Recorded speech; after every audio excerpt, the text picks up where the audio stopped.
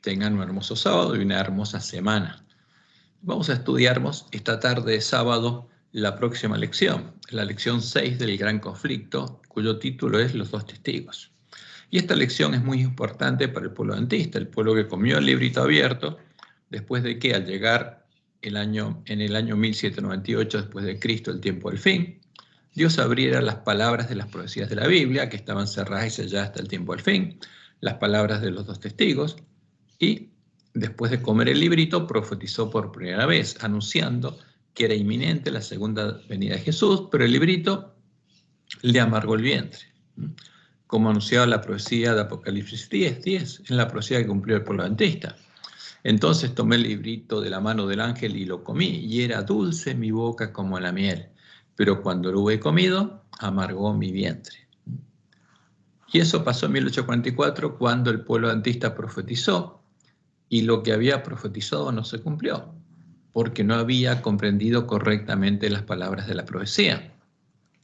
¿Qué debía hacer ahora el pueblo adventista? Debía profetizar de nuevo, después de leer y oír correctamente las palabras de la profecía, después de comer nuevamente el librito abierto. Solo entonces podría empezar a guardar las palabras de la profecía, después de entenderlas, y preparar el camino a la segunda venida de Jesús. Antes de que pasara esto, el pueblo adventista no empezaría a hacer su obra. Apocalipsis 10:11. Y él me dijo, es necesario que profetices otra vez sobre muchos pueblos, naciones, lenguas y reyes. ¿Cuándo llegarían a oír correctamente las palabras de la profecía? Como Dios le mostró a Elena de White, la visión de la manada pequeña, de la pequeña Grey, sería en el tiempo de la última generación. Fíjense, esto es importante. Hasta el tiempo de la última generación, el pueblo adventista no solo no comprendería verdaderamente, correctamente la profecía, sino habría quedado oscura, como Dios le mostró en el White, estaría sin profecía, y en lugar de la verdadera profecía se estaría predicando la falsa profecía. Entonces, cuando estuviera por llegar el comienzo de angustia, con destrucción repentina, y entrar el hombre de la escobilla, entonces comprendería. ¿Por qué? Porque el hombre de la escobilla prepararía a sus mensajeros para que les llevaran el verdadero alimento a tiempo a sus hermanos, a las ovejas que estarían pereciendo por falta de alimento espiritual, por falta de la verdad presente. Y esto es lo que Dios le mostró a Juan en esta visión. O sea, esta visión se ubica cuando ya entró el hombre de escobilla, dice ella. Queridos hermanos, voy a referir una visión que me dio el Señor el 26 de enero de 1850. Vi que algunos de los hijos de Dios están amodorrados, soñolientos o despiertos tan solo a medias, en la condición del ángel de la Odisea, sin advertir en qué tiempo vivimos, ni que ya entró el hombre de la escobilla. Ya habría entrado el hombre de escobilla, habría comenzado el tiempo de la última generación y el pueblo seguiría durmiendo. Ni tampoco que algunos corren el peligro de ser barridos. Y dice ella, rogué a Jesús que los salvara y les dejase un poco más de tiempo para que vieran el peligro y se prepararan. O sea, para que ungieran sus ojos con colirio, vieran lo que está pasando y se prepararan, porque hay que estar preparados cuando llegue el tiempo de angustia, antes de que fuese para siempre demasiado tarde. El ángel dijo, la destrucción viene como un torbellino, como un violento torbellino. ¿Qué viene? Destrucción repentina, el comienzo del tiempo de angustia, y el pueblo adventista no estaba preparado. Le supliqué que se compadeciese y salvase a quienes amaban el mundo y estaban apegados a sus bienes, sin voluntad para desprenderse de ellos ni para sacrificarse, a fin de mandar con apremio mensajeros que apacentaran a las ovejas, a las hambrientas ovejas, que perecían por falta de alimento espiritual. O sea, ¿quién estaba pereciendo? ¿La gente del mundo? No, el pueblo adventista. Las ovejas perdidas de la casa de Israel. Me fue tan penoso el espectáculo de las pobres almas moribundas por falta de la verdad presente. ¿Cuál es la verdad presente? Entender las profecías para nuestro tiempo. El pueblo adventista estaría a oscuras, sin profecía. Por eso dice Elena, me fue tan penoso el espectáculo de las pobres almas moribundas por falta de la verdad presente y el de algunos que, a pesar de profesar creerla, las dejaban morir, porque no proveían los medios necesarios para proseguir la obra de Dios, que le rogué al ángel que lo apartara de mi vista. Y más adelante ella agrega lo siguiente: vi que la obra que Dios estaba haciendo rápidamente en la tierra, o sea, la obra del hombre de la escobilla, iba pronto a ser abreviada en justicia, o sea, que él iba a terminar. Y cuando la terminara, y que los mensajeros deben correr velozmente en busca de las ovejas descarriadas. O sea, cuando el hombre de la escobilla terminara su obra y preparara mensajeros que conocieran cuál es la verdad presente para el pueblo antista, ¿qué tendrían que hacer? Correr velozmente en busca de las ovejas descarriadas. Y un ángel dijo: ¿son todos mensajeros? Otro contestó: no, no. ¿Por qué? Porque habría en este tiempo mensajeros predicando diferentes tipos de mensajes. Pero los verdaderos mensajeros tendrían el mensaje de Dios. Los mensajeros de Dios tienen un mensaje, el mensaje que Dios les daría. ¿Por qué el librito abierto les amarró el vientre en ese tiempo? Porque no habían comprendido correctamente las palabras de las profecías de la Biblia, y lo que habían profetizado no se cumplió. Posteriormente, para mostrarnos a nosotros lo que deberíamos hacer para llegar a comprender correctamente las palabras de la profecía, Dios le mostró a Guillermo Miller en su sueño profético que ellos habían puesto las joyas de la Biblia en un cofre pequeño, que era la profecía de los 2520 años del tiempo de la ira, y que este cofre sería despedazado por los lobos que vendrían a nosotros vestidos de ovejas, y habían puesto también las profecías en un orden que no era el correcto. Fíjense, todas las joyas de la Biblia que habían encontrado la habían puesto en un cofre pequeño y en un orden que no era el correcto. Y eso es lo que podemos ver aquí en el cuadro de 1844. Esta es una fotografía de ese cuadro, ¿no? Y en la parte de arriba, que hemos ampliado, figura lo que es el marco. Fíjense, la profecía de mayor duración es la profecía de los 2520 tiempos de la ira, que está a la derecha. Aquí, fíjense, tenemos 7 en Levítico 25 o 26. Están los 7 tiempos por 12 meses, son 84 meses por 30 días cada uno, son 2520 días o años. Y estos 2520 años es el tiempo de la ira. Ahora, ellos pensaron que había comenzado en el año 677, lo que es un error. Entonces, directamente de los 2520 descontaron 677 y llegaron a 1843, sin tener en cuenta que no existe el año cero. También hicieron lo mismo con la profecía de los 2300 días, porque descontaron 2300 días 457, cuando fue dada la orden para reedificar a Jerusalén, y llegaron a 1843. Después de darse cuenta del error, llegaron a 1844.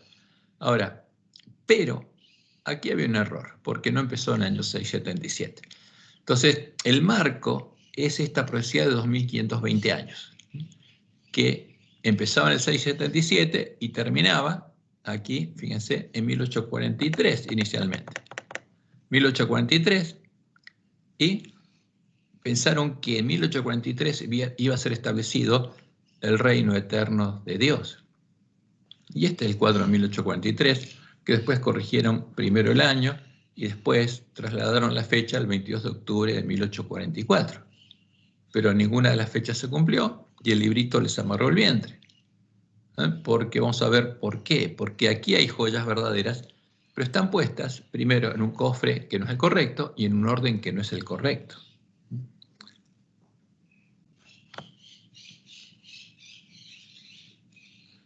Ahora, ¿por qué destrozaron el cofre y los lobos que vinieron a nosotros vestidos de ovejas? O sea, la profecía de los 2520 años de la ira sobre Israel.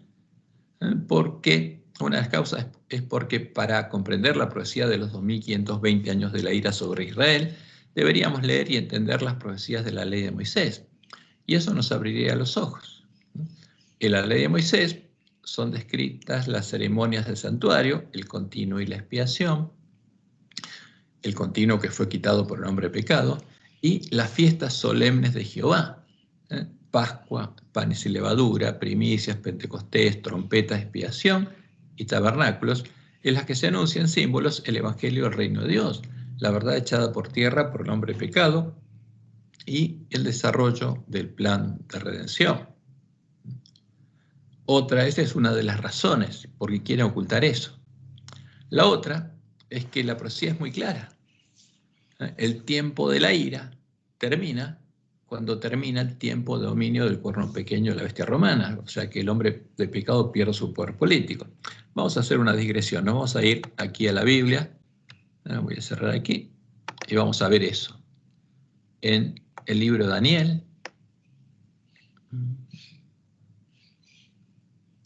capítulo 11, cuando, y voy a ampliar esto, cuando se nos dice hasta cuándo duraría el reino de justamente el cuerno pequeño, porque en el 31 se nos muestra que ahí, que esto cumplió Constantino, se levantan las tropas, o sea, la Iglesia Universal Católica y el Imperio Romano, que profanarían el santuario y la fortaleza y quitarían el continuo. La palabra sacrificio no existe, le agregaron los lobitos aquí para, digamos, desviar la vista, porque nos dicen que esto se cumplió con Antíoco Epífanes, pero es mentira.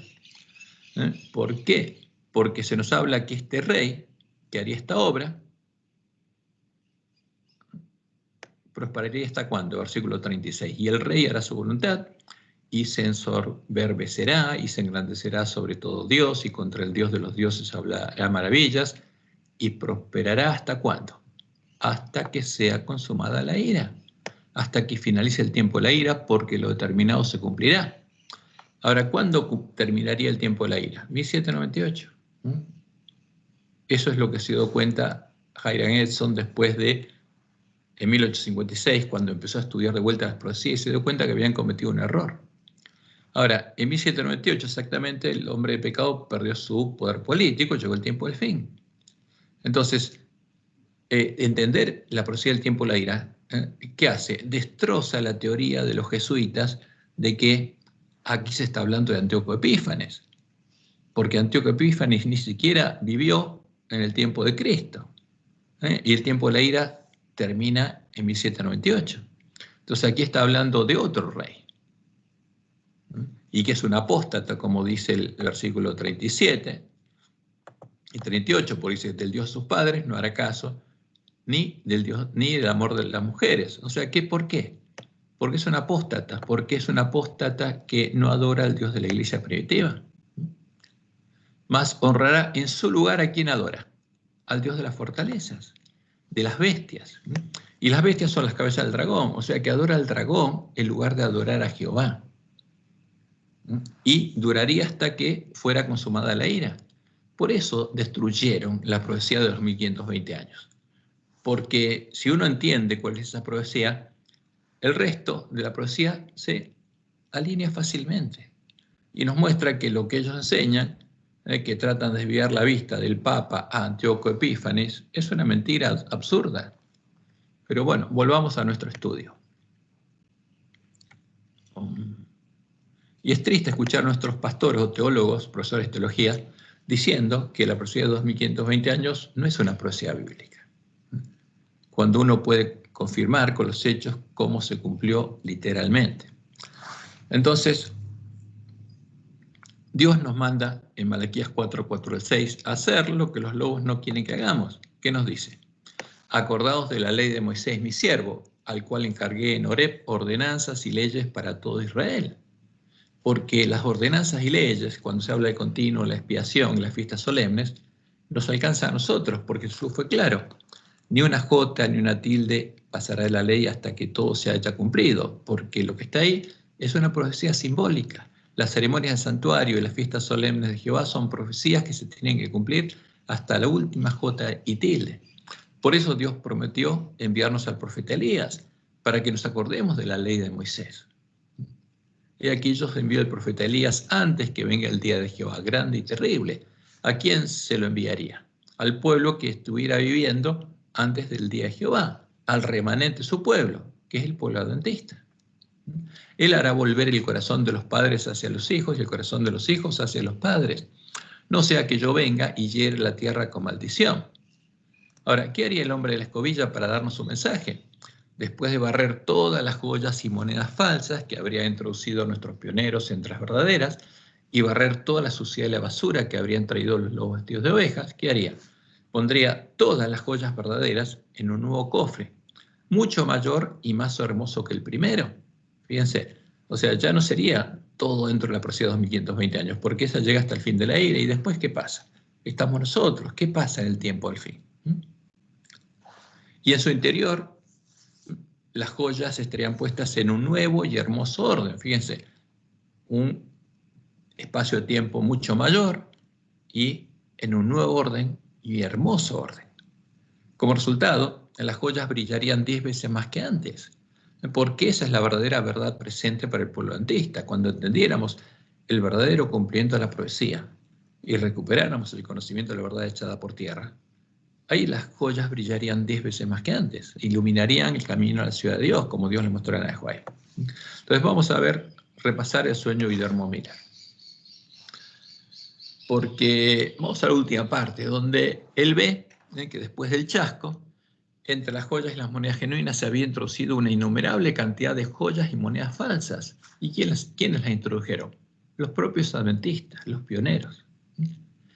Me indignó la conducta vil e ingrata de la gente a la cual dirigí reproches. Pero cuanto más los reprendía, tanto más desparramaban joyas y monedas falsas entre las genuinas. Y esto ocurrió durante el desarrollo de la apostasía alfa.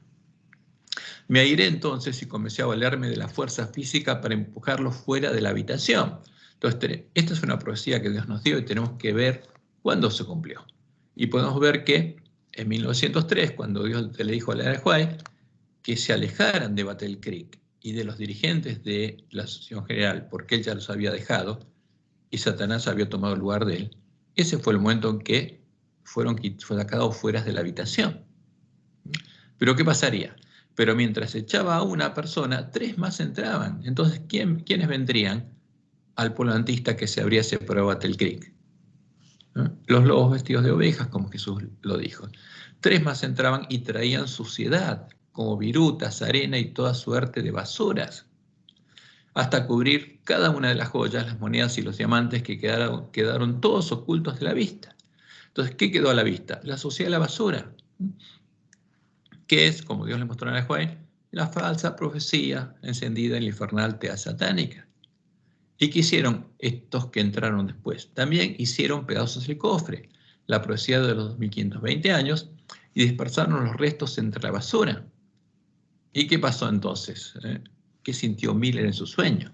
Me parecía que nadie consideraba mi pesar ni mi ira, me desalenté y descorazoné por completo, de manera que me senté a llorar. Mientras estaba así llorando y lamentándome por la gran pérdida y la gran responsabilidad que me tocaba, dice él, me acordé de Dios y le pedí fervorosamente que me mandase ayuda. ¿Y qué pasó cuando se acordó de Dios y clamó de él? En forma inmediata Dios respondió. Entonces dice él, inmediatamente se abrió la puerta y cuando toda la gente se hubo ido, entró un hombre en la habitación. ¿Y qué tenía? Tenía una escobilla en la mano. De ahí el nombre del hombre de la escobilla. Abrió las ventanas y comenzó a barrer el polvo y la basura de la habitación. Y siempre la habitación es un símbolo en nuestra mente. O sea, en nuestra mente estaría la suciedad de la basura tapando a todas las joyas verdaderas. Y el hombre escobilla tendría que barrer de nuestra mente toda esa suciedad y la basura que estaría ahí. Y dice Miller, le grité que tuviese cuidado porque había joyas preciosas dispersas entre la basura. Me contestó que no temiese porque él les prestaría su cuidado. ¿Y qué hace el hombre escobilla? Después, dice Miller, mientras barría el polvo y la basura, también las joyas espurias y las monedas falsas que había introducido los adventistas, las barrió. Y subieron todas y salieron por la ventana como una nube y el viento se las llevó. En el bullicio cerré los ojos por un momento y cuando los abrí, toda la basura había desaparecido. Y las preciosas joyas, las monedas de oro y plata y los diamantes estaban desparramados en profusión por toda la pieza. El hombre puso entonces sobre la mesa un cofre mucho mayor y más hermoso que el primero. Fíjense, y nosotros tenemos que entender esto. El mensaje nuestro no es el mensaje de 1844. Tenemos que poner a las joyas que estaban en ese mensaje en un cofre mucho mayor y más hermoso. Y reuniendo a puñados las joyas, las monedas y los diamantes, los puso en el cofre hasta que ni uno solo quedó afuera, a pesar de que algunos de los diamantes no eran mayores que la punta de un alfiler. Llamándome, entonces me dijo, ven y ve. ¿Y qué pasó? Dice. Miré en el cofre, pero el espectáculo me deslumbraba. Las joyas brillaban 10 veces más que antes. Fíjense, en el cofre correcto y en el orden correcto, las joyas brillarían 10 veces más que antes. Esta es la luz del clamor de medianoche que iluminaría el camino a la ciudad de Dios. Pensé que habían sido limpiadas en la arena por los pies de aquellos impíos que les habían desparramado y pisoteado en el polvo. Estaban dispuestas, fíjense cómo, en otro orden, en hermoso orden, dentro del cofre. Cada una en su lugar, sin que el hombre que les había puesto allí se hubiese tomado un trabajo especial, porque este hombre, que es un símbolo de Dios, sabía dónde iba cada joya. ¿Y qué pasa? Dice, grité de gozo, dice Miller, y ese grito me despertó. O sea, se escucha un grito de gozo a medianoche, y ahí empieza el clamor de medianoche, porque el hombre de la escobilla preparó su mensajero, le dio el mensaje que tiene que predicar, que es la verdad presente para el pueblo adventista, y ahora las joyas brillan 10 veces más que antes.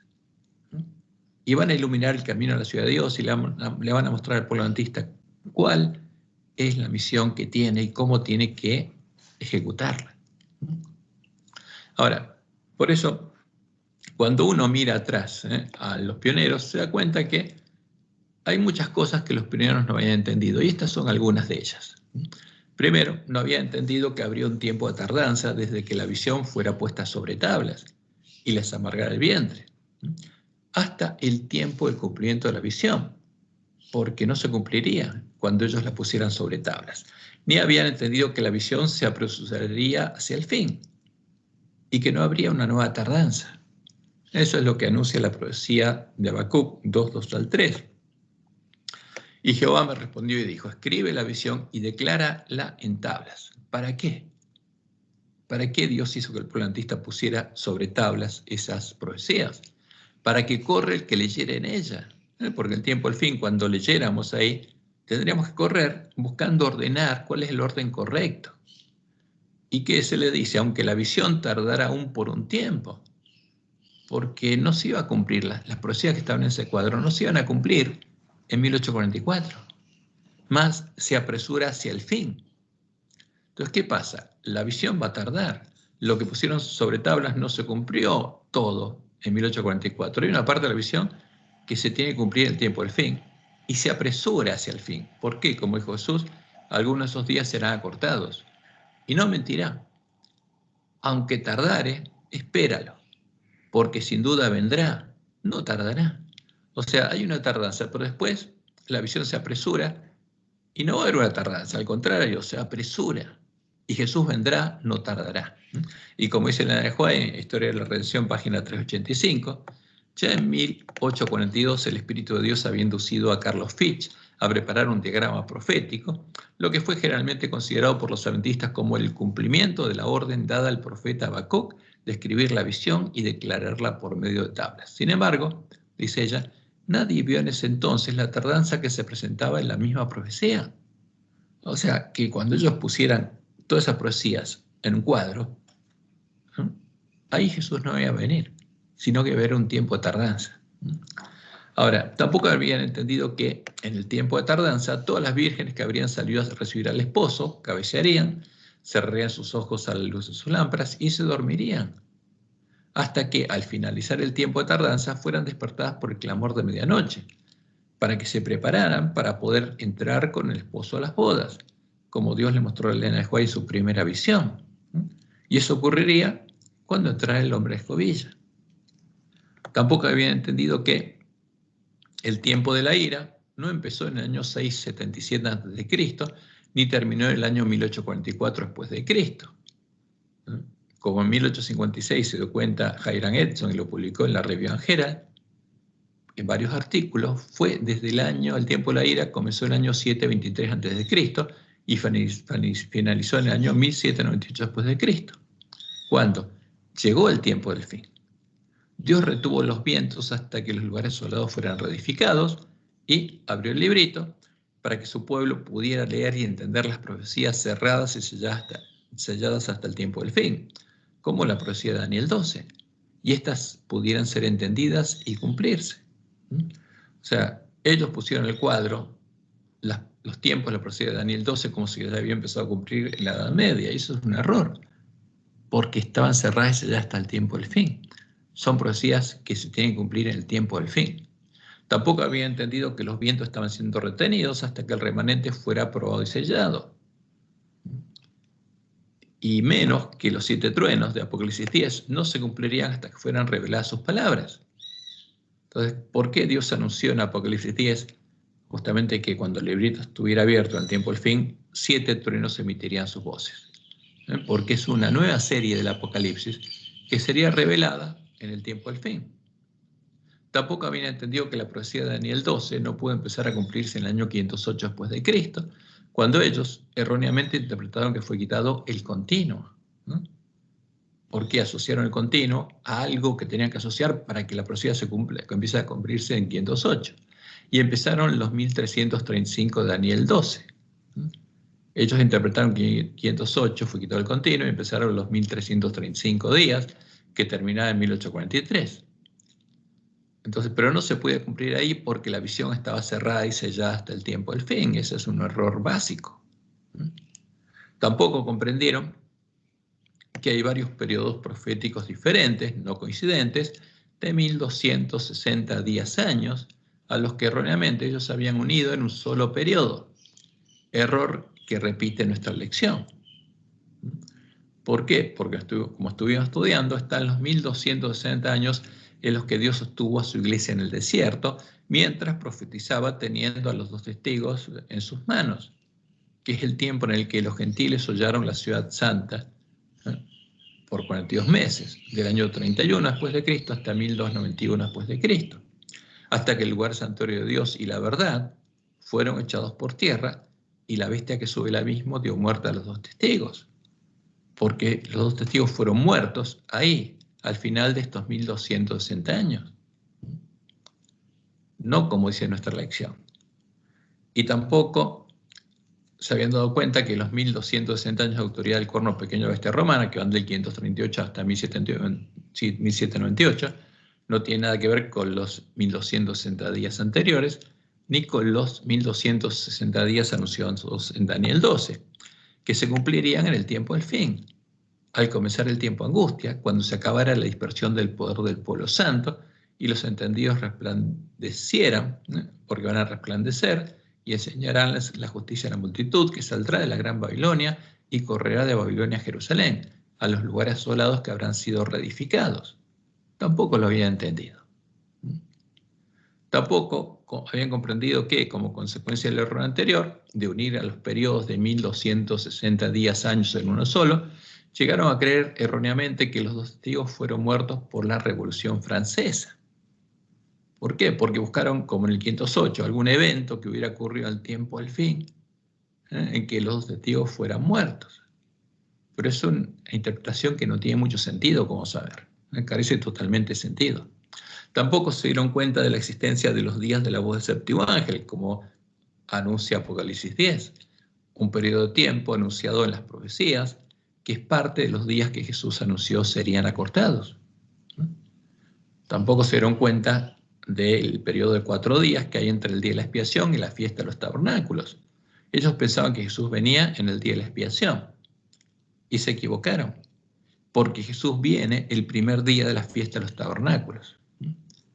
Tampoco se dieron cuenta que en ese tiempo, esos 4 días, al que Elena Juárez llama el tiempo de misericordia, después de ser confesados por Jesús en las bodas, los sellados del pueblo antista deberían profetizar de nuevo e iluminar la tierra con la gloria de Dios, mientras Jesús sigue oficiando el santuario, como dice Elena Juárez, a favor de los que no habían tenido oportunidad hasta ese momento de oír la verdad, de enterarse de la verdad.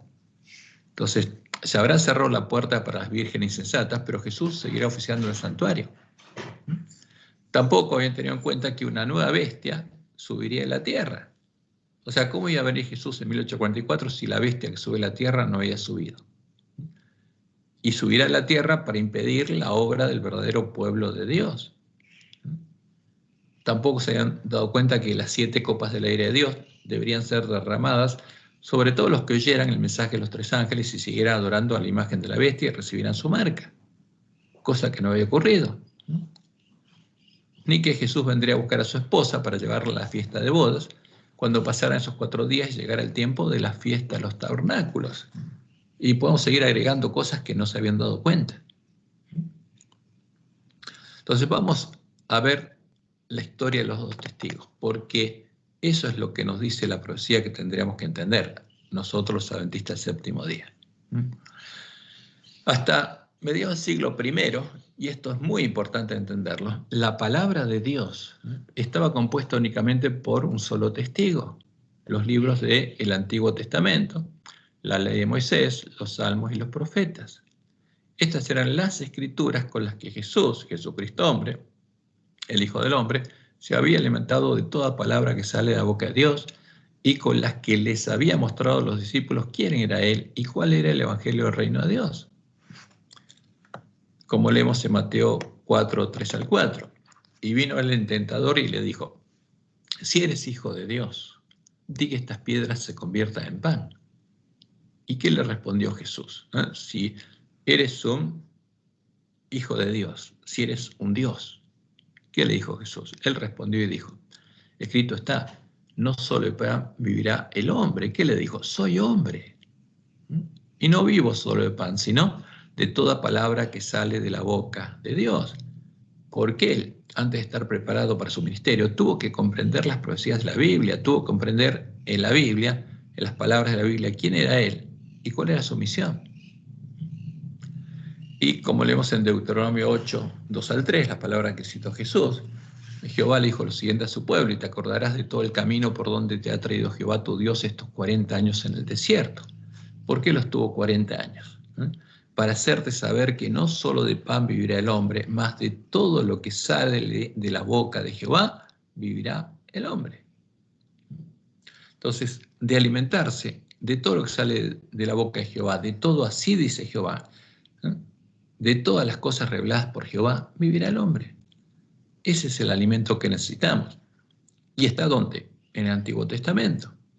Entonces, cuando Jesús resucitó, usó esta Biblia, estas escrituras, el Antiguo Testamento, y le dijo a los discípulos lo siguiente: estas son las palabras que os hablé, estando aún con vosotros, que era necesario que se cumpliese todo lo que está escrito de mí, ¿dónde? En la ley de Moisés, en los profetas y en los salmos, en el Antiguo Testamento.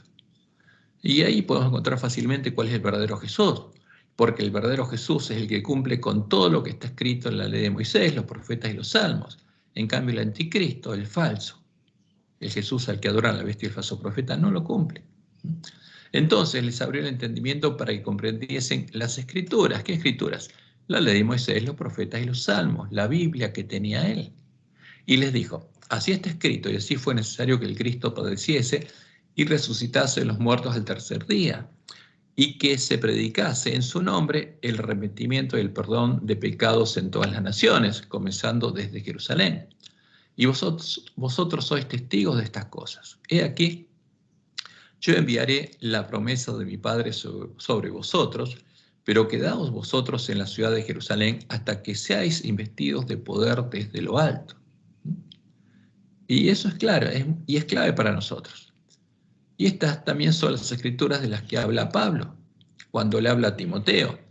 Segunda Timoteo 3, 16 al 17. Toda la escritura es inspirada por Dios. ¿De qué está hablando? De las escrituras del Antiguo Testamento.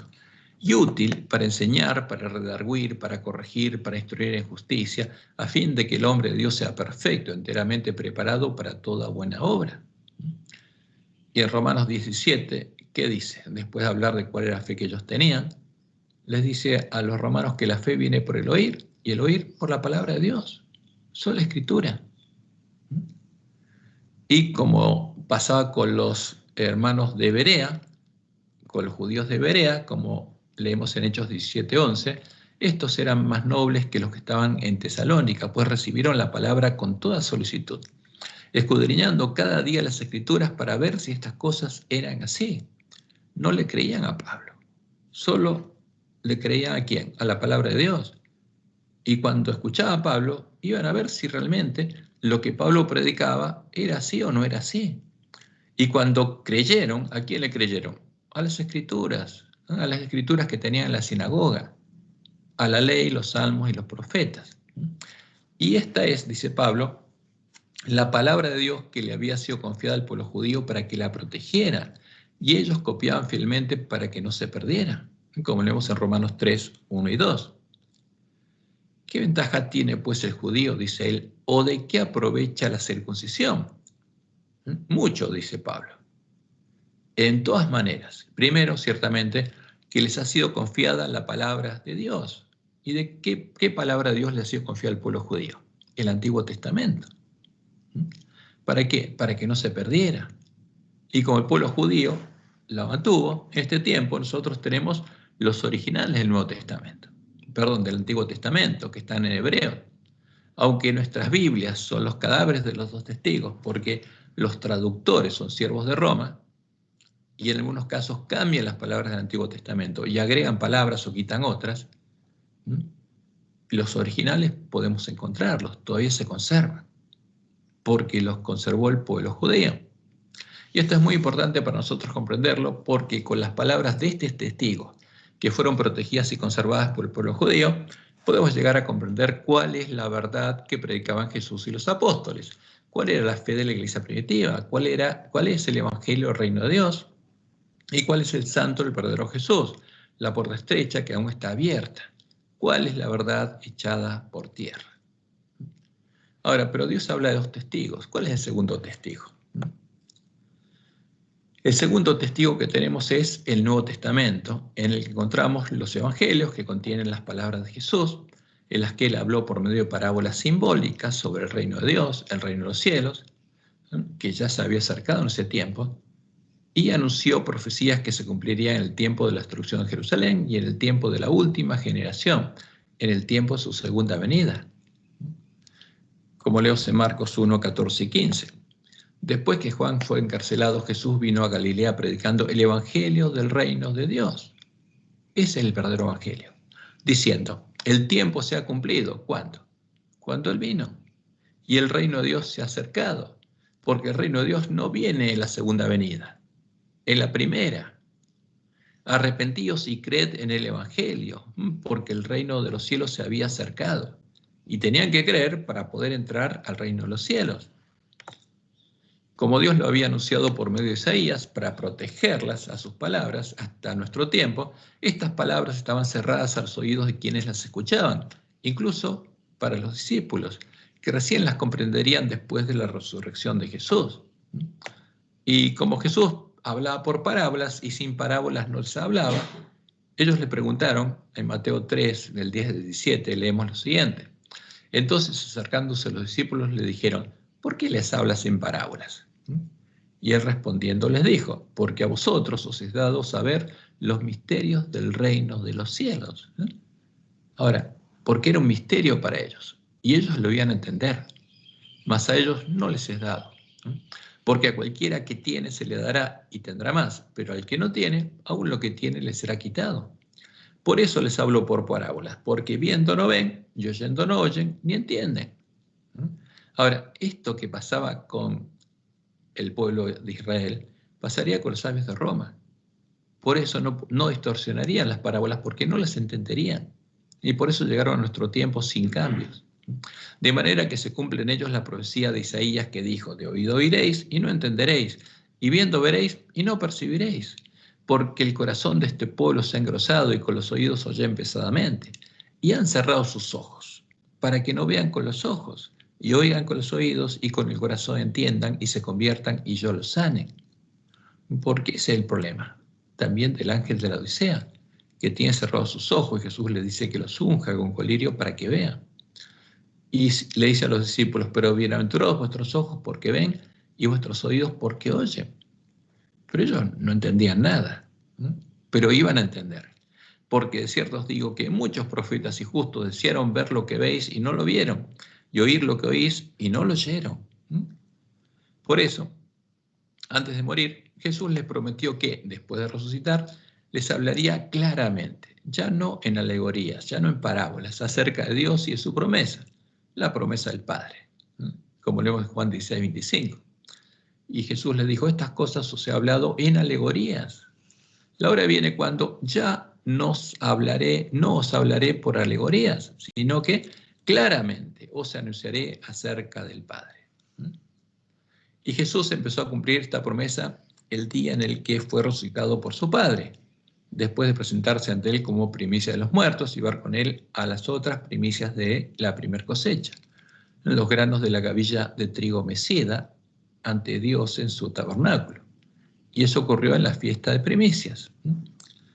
Y como leemos en Hechos 1, del 3 al 5, Lucas habla de lo que pasó con los discípulos, a quienes también, después de haber padecido, se presentó vivo con muchas pruebas indubitables, apareciéndoseles durante 40 días y hablándoles acerca del reino de Dios. O sea, ya no les habló por parábolas, habló directamente. Y estando juntos, les mandó que no se fueran de Jerusalén, sino que esperasen la promesa del Padre, la cual les dijo: oísteis de mí. Porque ahí sembró la semilla del reino en el corazón de los discípulos, y ellos lo entendieron y quedaron preparados para recibir la lluvia temprana. Porque Juan ciertamente bautizó con agua, mas vosotros seréis bautizados con el Espíritu Santo dentro de no muchos días. Y el segundo testigo que tiene, además de los evangelios, encontramos la recopilación de las cartas de los apóstoles a las diferentes iglesias, incluyendo la carta a los hebreos, a los romanos, etc. Y ahí en estas cartas encontramos las palabras inspiradas por Dios con las que ellos amonestaban a los hermanos y con la explicación del Evangelio del Reino de Dios, la fe de la iglesia primitiva, usando las palabras del Antiguo Testamento con las que Jesús les había explicado el verdadero Evangelio, o la fe una vez dada a los santos. Entonces, cuando uno ahora lee el Nuevo Testamento, no es tan clara la cita del Antiguo Testamento, porque como fue cambiado, y el que lo cambió no entendía mucho qué era lo que cambiaba, en algunos casos distorsionó las palabras, pero igual uno puede darse cuenta de qué hablaban los discípulos. Y las palabras de este segundo testigo fueron completadas del siguiente modo. En el año 93, Jesús le reveló a Juan las palabras de la profecía del Apocalipsis, en las que fueron anunciados los eventos que sucederían en el tiempo de las 7 iglesias, y especialmente cuál es la obra que debería hacer el resto de la simiente de la mujer en el tiempo de angustia, para prepararle el camino a la segunda venida de Jesús. Por eso el Evangelio dice que ahí están las instrucciones para el pueblo adventista, y se nos da una orden a leer la instrucción que contiene. Y en el año 95, conociendo lo que Jesús le había revelado, Juan escribió el Evangelio de Juan, que es de mucha ayuda leerlo junto con el Apocalipsis, porque a pesar de que los sabios de Roma cambiaron muchas de sus palabras, todavía sigue teniendo partes que son muy claras.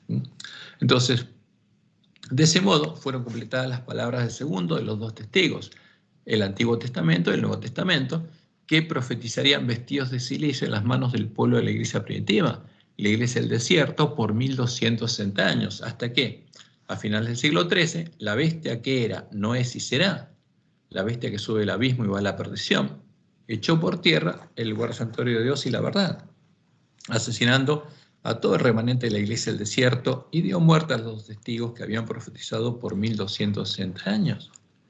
Porque la Biblia no puede profetizar sola, tiene que estar en manos de alguien que la conozca y la predique. Y eso ocurrió por 1260 años.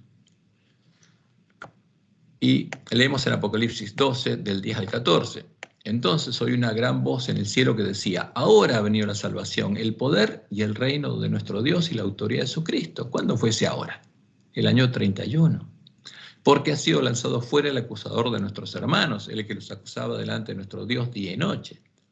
¿Y qué pasó con los miembros de la iglesia primitiva? Y ellos le han vencido, vencieron como Jesús, porque tenían la misma fe de Jesús, por medio de la sangre del Cordero y de la palabra del testimonio de ellos, y menospreciaron sus vidas hasta la muerte. Y cuando vio el dragón que había sido arrojado a la tierra, ¿en qué año? El 31, no el 538. Persiguió a la mujer que había dado luz al hijo varón. ¿En qué año? En el 31. Y se le dieron a la mujer las 2 alas de la gran águila para que volase delante de la serpiente al desierto, a su lugar, donde es sustentada por un tiempo y tiempos y la mitad de un tiempo.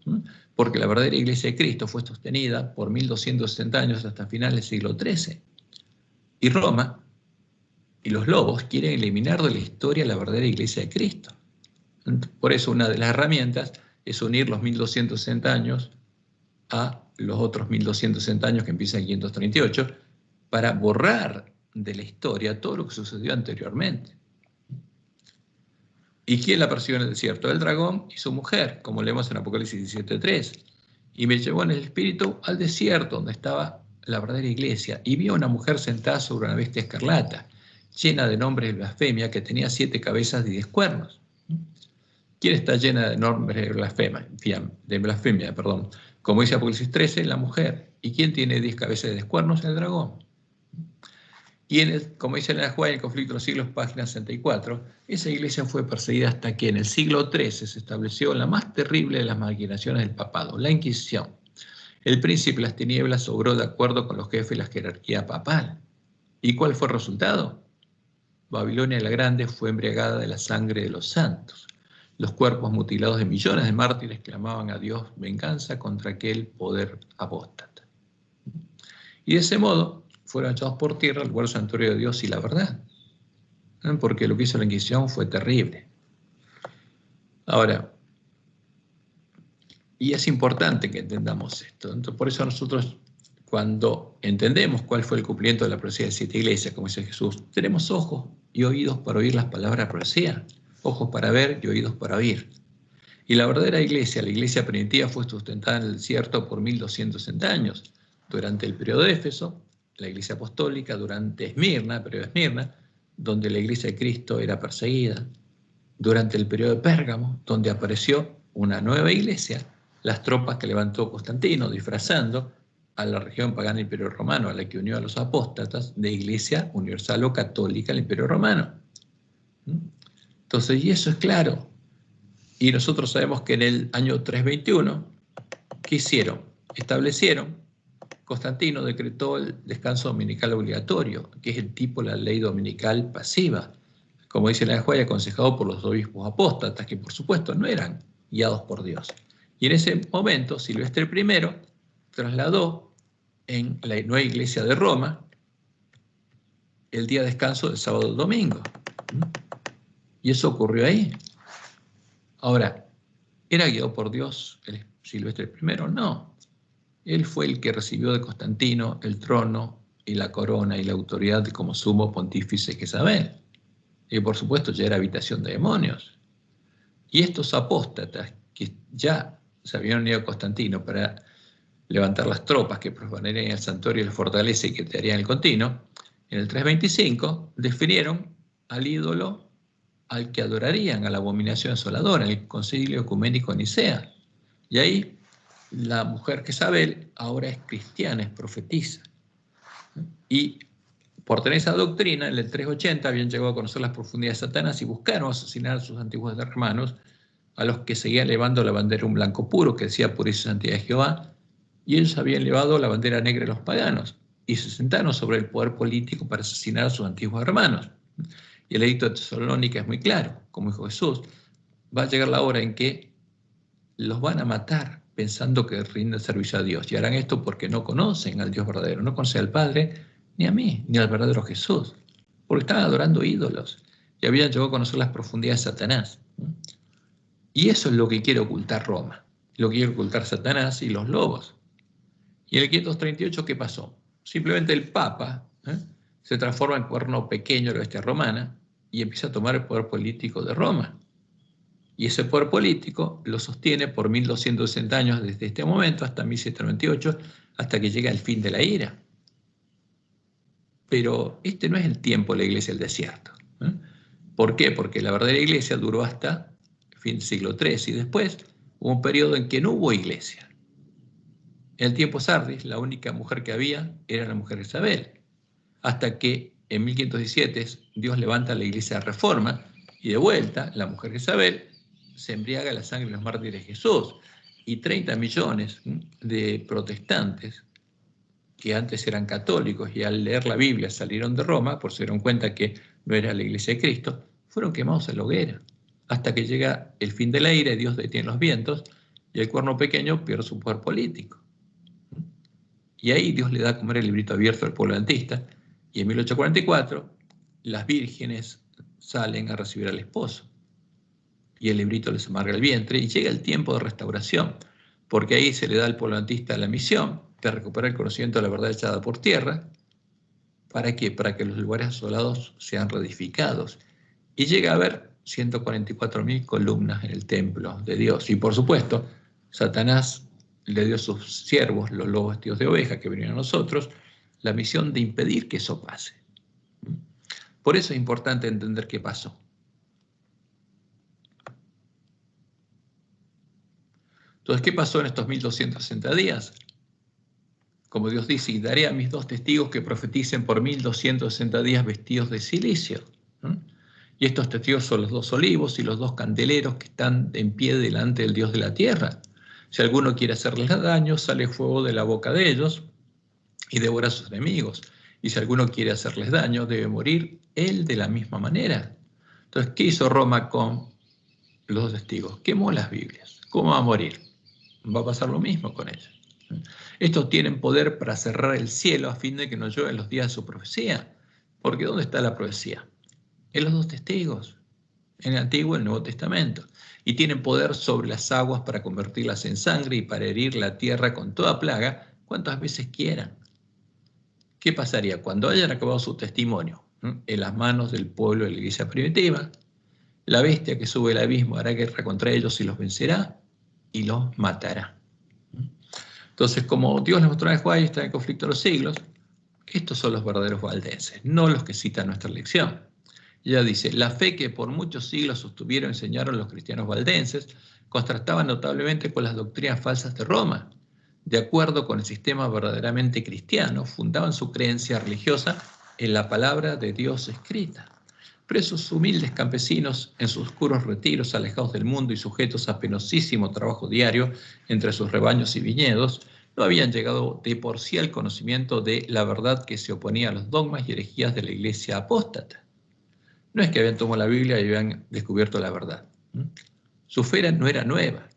Su creencia en materia de religión la habían heredado sus padres, porque eran remanentes de la iglesia verdadera.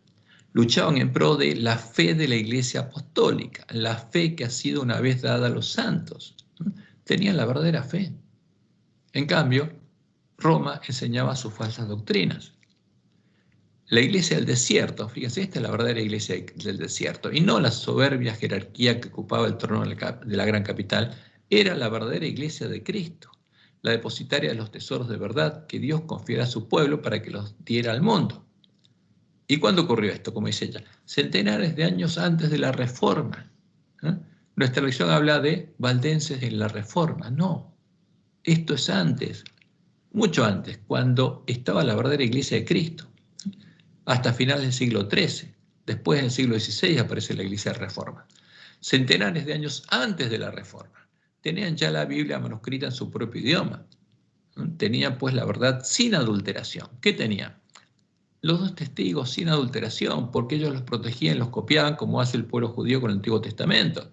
Pero ellos tenían toda la Biblia manuscrita en su propio idioma. Y con eso predicaban. Los 2 testigos profetizaban vivos en sus manos. Tenían pues la verdad sin adulteración, porque Roma tenía la Biblia católica que estaba adulterada, y ellos tenían la verdadera, y la repartían. Y esto los hizo objeto especial del odio y de la persecución. Aunque degollados por la espada de Saboya y quemados en la hoguera romanista, defendieron con firmeza la palabra de Dios y su honor. ¿Y qué pasó con las Biblias? Como Dios les mostró en Juan, eran quemadas, porque Roma quería raer la verdadera Biblia de la tierra. Me fue mostrado un tiempo en que Satanás triunfaba especialmente. Multitudes de cristianos eran muertos de una manera espantosa, porque querían conservar la pureza de su religión. Porque está hablando de la iglesia primitiva, que tenía una religión pura. La Biblia era odiada y se hacían esfuerzos para raerla de la tierra. A la gente se le prohibía leerla, so pena de muerte, y todos los ejemplares que se podían encontrar eran quemados. ¿Y qué pasó a fin del siglo XIII? Vi a la mujer ebria de la sangre de los santos, dice Juan, y de la sangre de los mártires de Jesús, porque el dragón ya la llevó del desierto y ésta se embriagó de sangre. Y cuando la vi, dice Juan, quedé asombrado con gran asombro.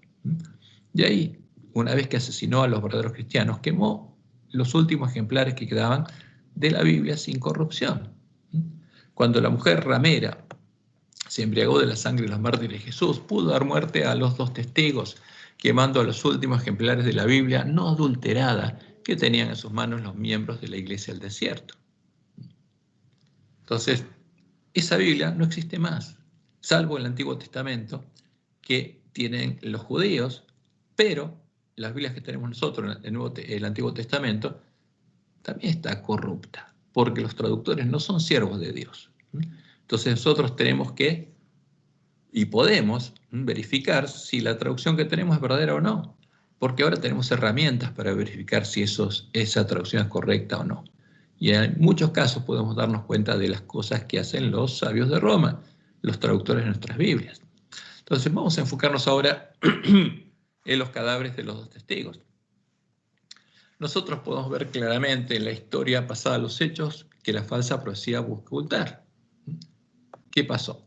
Los 1260 años en los que la verdadera Iglesia de Cristo fue sostenida por Dios en el desierto, ¿cuáles son? Desde el año 31 hasta el año 1291.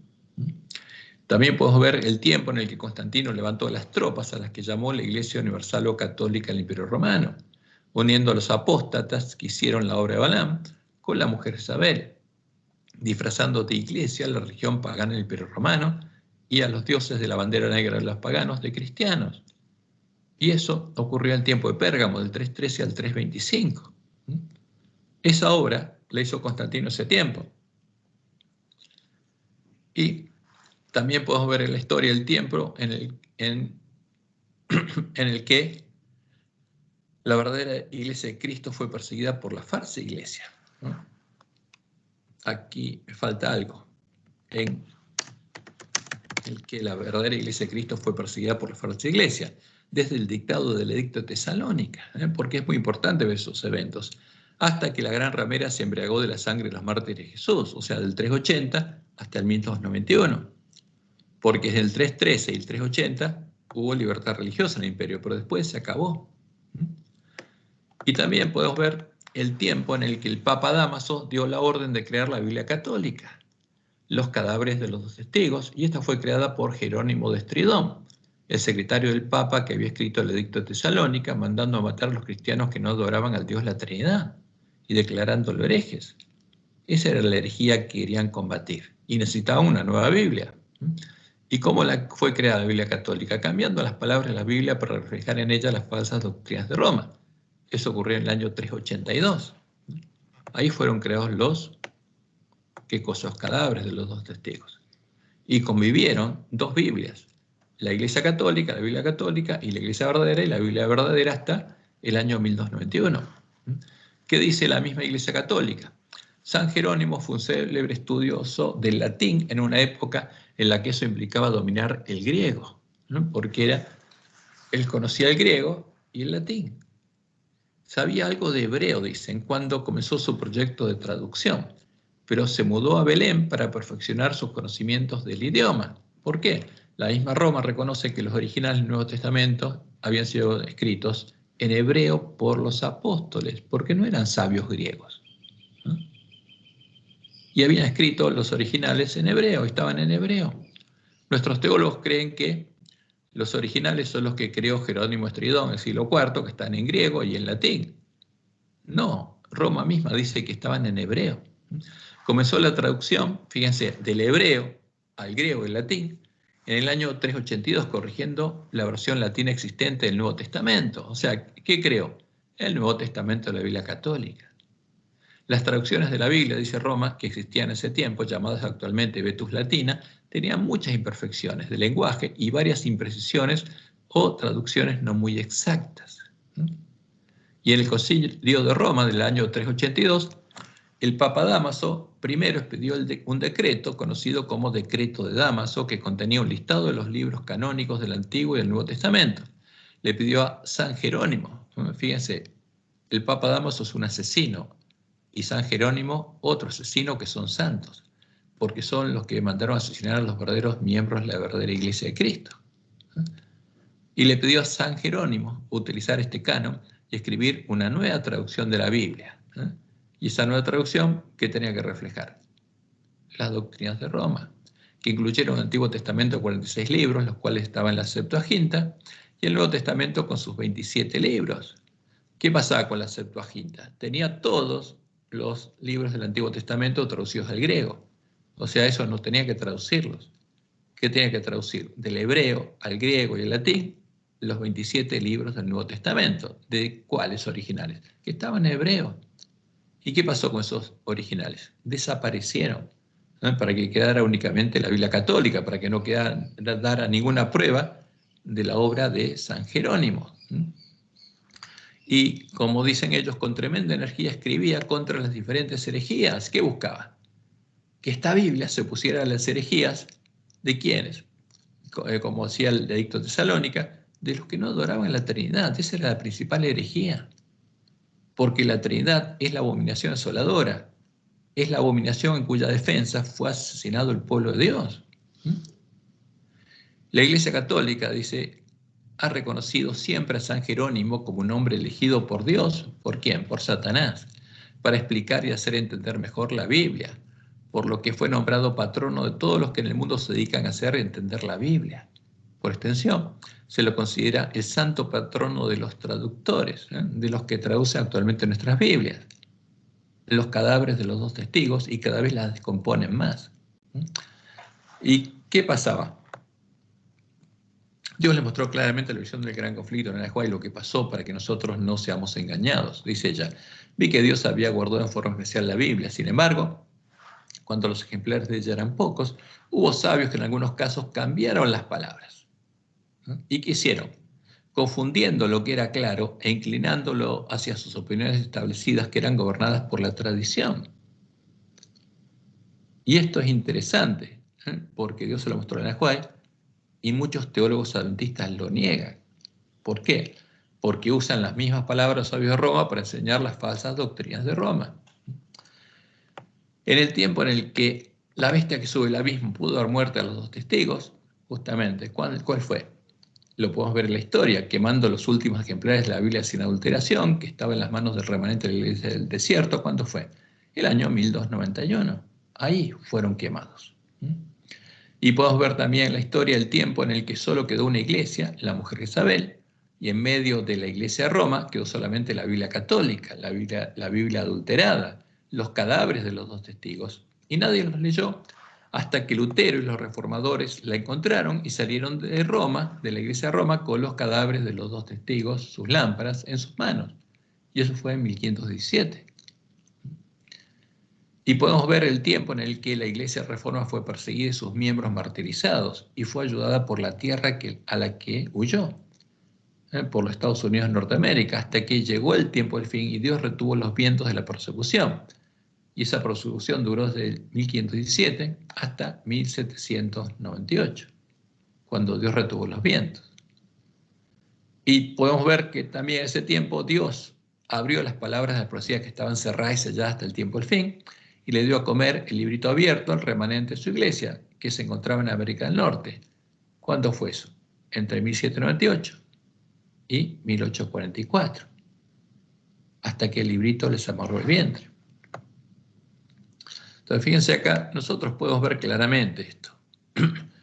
Porque la iglesia primitiva fue sostenida en el desierto por 1260 años, el cuerno pequeño reinó por 1260 años, desde el 538 hasta el fin de la ira, como se anuncia la profecía, el fin de los 2520 años del tiempo de la ira. Y, por supuesto, desde el tiempo de Constantino le dio su trono, su poder y su autoridad como sumo pontífice. Jezabel sigue siendo el hombre de pecado y lo va a seguir siendo hasta la sexta plaga, pero ahora no tiene poder político. Y lo va a volver a tener el tiempo de angustia después de que venga la ruina nacional a los Estados Unidos, cuando todos los reyes le den su poder y su autoridad a la bestia religiosa nuevamente. Pero eso lo podemos ver en la historia. Y podemos ver cuándo fue llamado el pueblo adventista. Y ese pueblo, como anunció la profecía, se durmió. Todas las vírgenes cabecearon y se durmieron. Y cuando los siervos del padre de familia durmieran, entrarían los lobos vestidos de oveja, extraerían la suciedad de la basura, y las vírgenes serían despertadas por el clamor de medianoche, cuando el hombre de escobilla completara su obra y simbólicamente Miller diera un grito de gozo y se despertara. Y ahí empezaría el tiempo por ese llamamiento de la última generación del pueblo adventista, hasta que llegue el día de Jehová y haya 144.000 columnas del templo de Dios. ¿Por qué? Porque van a ser las vírgenes sensatas que van a recorrer el camino angosto que Dios les mostró en el Juan en su primera visión, van a llegar al final del camino y van a entrar con el esposo a las bodas. Entonces, esto es lo que Satanás no quiere que comprendamos. No quiere que comprendamos el cumplimiento de la profecía de las 7 iglesias, para que no tengamos oídos para oír las palabras de la profecía.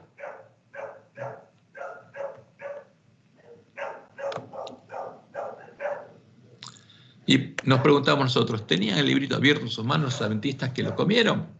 Y la respuesta es obvia, ¿no es cierto? Sí, lo tenían, lo comieron, y en sus bocas fue dulce como la miel.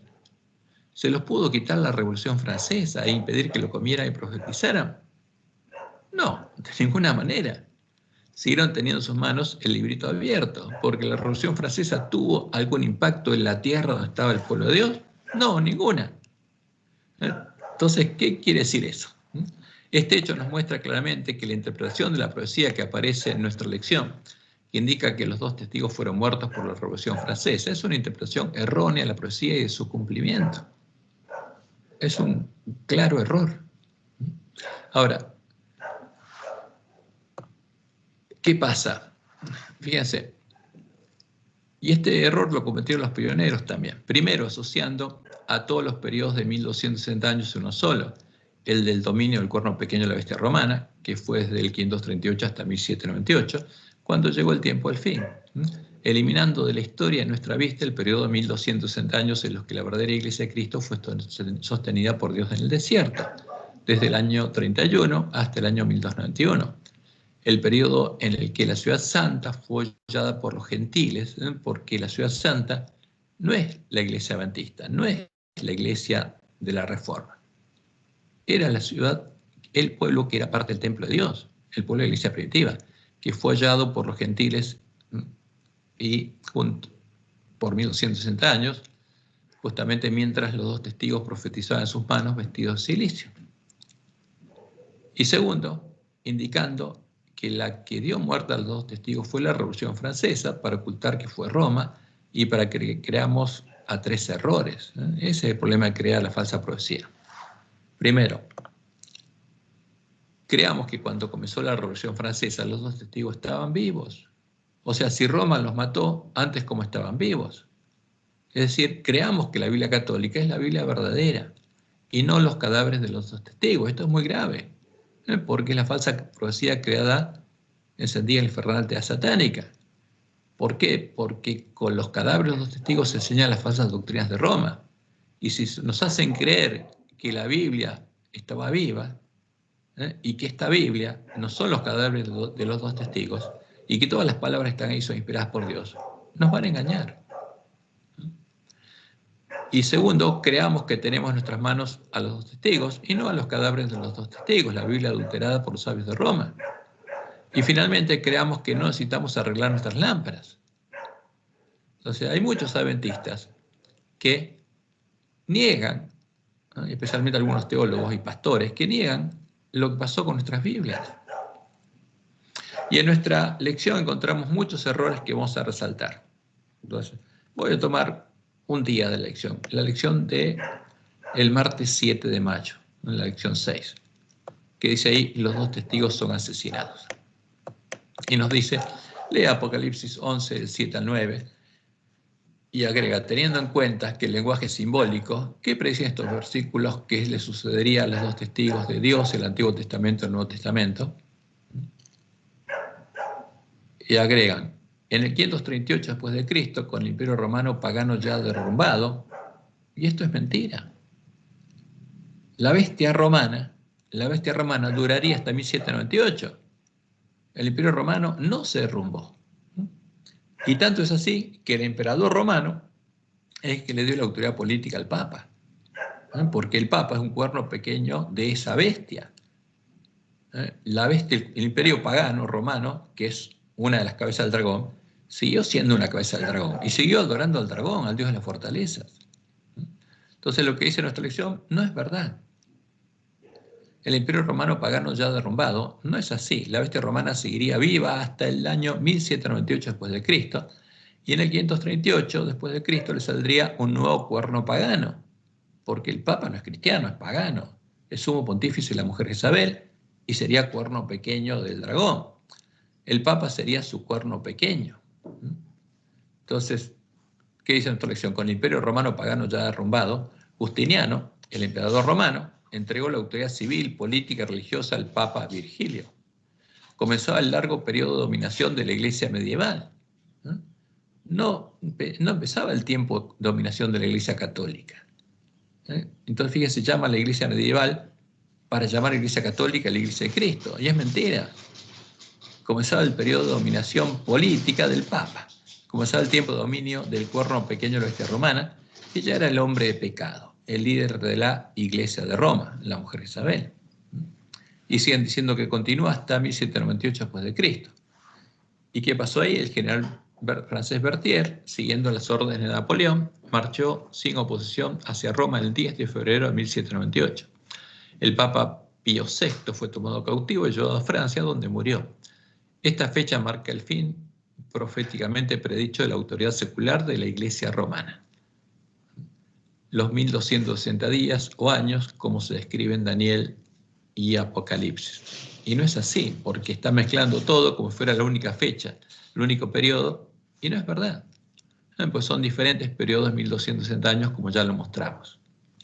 Y dicen ahí ver el estudio de ayer. ¿Por qué? Porque la lección del día anterior, de vuelta, ponen la falsa profecía. Y dicen, qué poderosa manifestación de la verdad de la profecía bíblica. Daniel predijo con exactitud acontecimientos que ocurrieron 2300 años después. Efectivamente, podemos confiar en las profecías dadas en la Biblia. Por supuesto podemos confiar en las profecías de la Biblia, pero no en los intérpretes de la Biblia. Tenemos que leerla por nuestra cuenta, porque ya vemos en nuestra lección que se presenta la falsa profecía. Le agregan, mientras tanto, durante todo este tiempo, la verdad del Evangelio se mantuvo viva gracias al testimonio de la palabra. Y esto es un gran error, y puedo decir, es una gran mentira.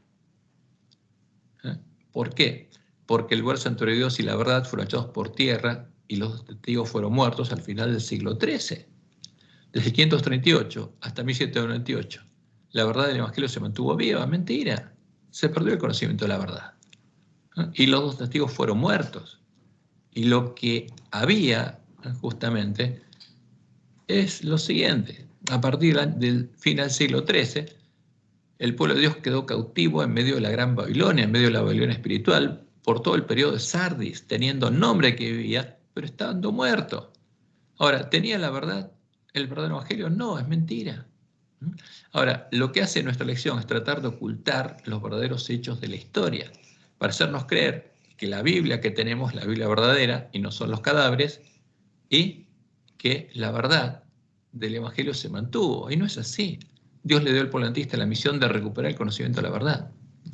Pero sigue diciendo, pero había desafíos aún mayores que amenazaban la verdad bíblica. La verdad bíblica había sido echada por tierra.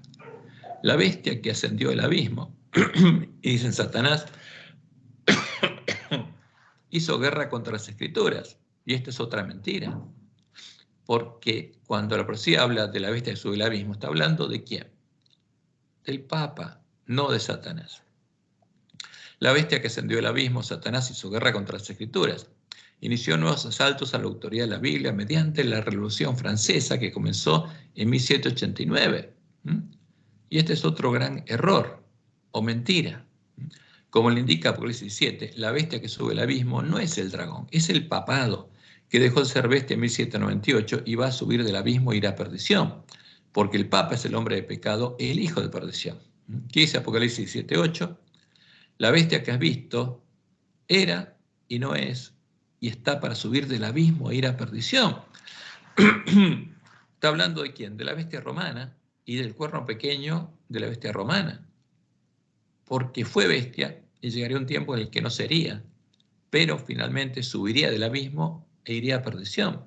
Y los moradores de la tierra, aquellos cuyos nombres no están escritos desde la fundación del mundo del libro de la vida, se asombrarán viendo a la bestia que era, no es, desde 1798 hasta el tiempo de angustia, y será, después de que venga la ruina nacional a los Estados Unidos, volverá a ser bestia. Está hablando del Papa, no de Satanás. Ahora, por supuesto, los lobos quieren ocultar al Papa en todo esto. Y siguen diciendo, En la Revolución Francesa, el gobierno estableció oficialmente el culto de la razón como una religión atea patrocinada por el Estado. Ahora, con la intención de reemplazar al cristianismo, el 10 de noviembre de 1793 se celebró en todo el país el Festival de la Razón. Las iglesias de toda Francia se convirtieron en templos de la razón y una mujer fue entronizada como diosa de la razón. Ahora, ¿quién hizo esto? Cuando uno empieza a ver las imágenes de esa época, las imágenes de la publicación de la Declaración de los Derechos del Hombre, y todo el que lo ve se da cuenta que fueron los jesuitas los que hicieron esto. ¿Por qué? Porque ahí, en esas imágenes, están entronizando a su Dios. Aparece la pirámide con el ojo de todo no ve del Dios de Egipto, el Dios de todas las bestias. Aparece el gorro de Mitra puesto en la cabeza de esta mujer que representaba a la libertad guiando al pueblo, a la razón guiando al pueblo. Aparece en todos los símbolos de la adoración del sol que usa Roma, porque los que guiaron a la Revolución Francesa no eran ateos, eran jesuitas disfrazados de ateos.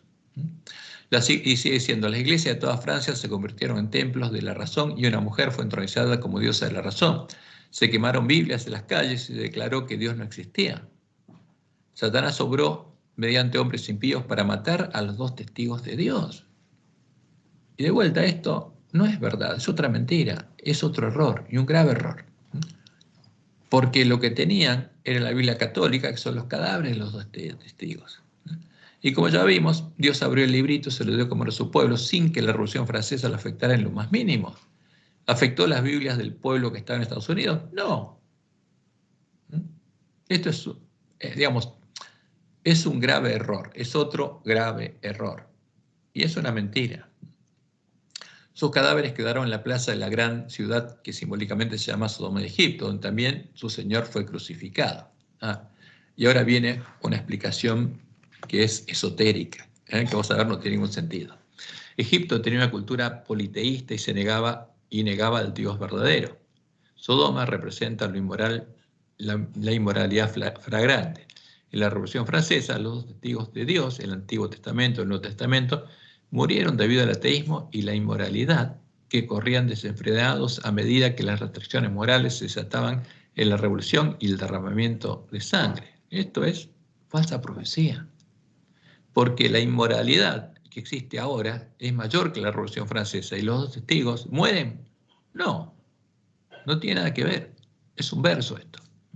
Y siguen diciendo, Apocalipsis 11:9 dice que el cuerpo de los dos testigos permanecería sin sepultura durante 3 días y medio, es decir, días proféticos que representan 3 años y medio literales. El ateísmo en la Revolución Francesa tuvo su apogeo durante unos 3 años y medio. Y de vuelta, interpretan que fue entre el 26 de noviembre de 1793 al 17 de junio de 1797, pero eso no son 3 años y medio. Y esta es una falsa interpretación de la profecía. Por eso, lo que nosotros tenemos que entender es el verdadero significado de la profecía de Apocalipsis 10 y 11, porque hay una instrucción clara y directa para el pueblo adventista, que Satanás quiere que no entendamos. Por eso nos vamos a enfocar de ahora en adelante en el verdadero significado de Apocalipsis 10 y 11. En Apocalipsis 10 y el 11, del 1 al 12, hay un claro mensaje para el pueblo adventista, un mensaje que nos muestra cosas esenciales para nuestra salvación.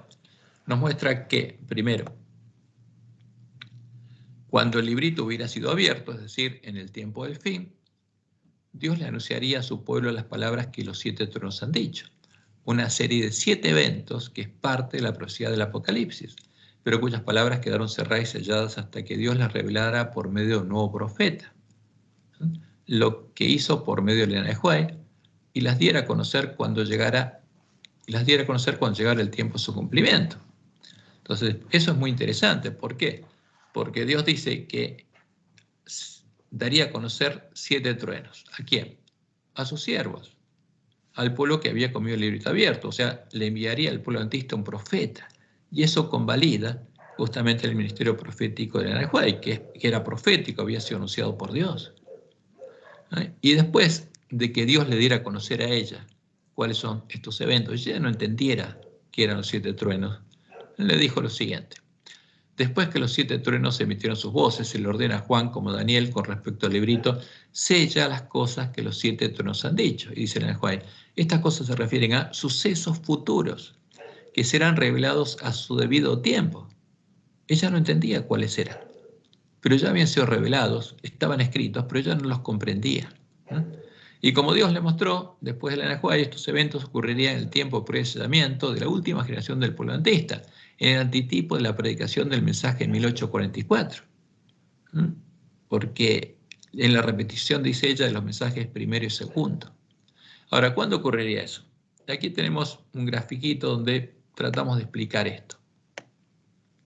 Porque Dios nos dijo que tendríamos que entender los periodos proféticos finales y las señales de los tiempos.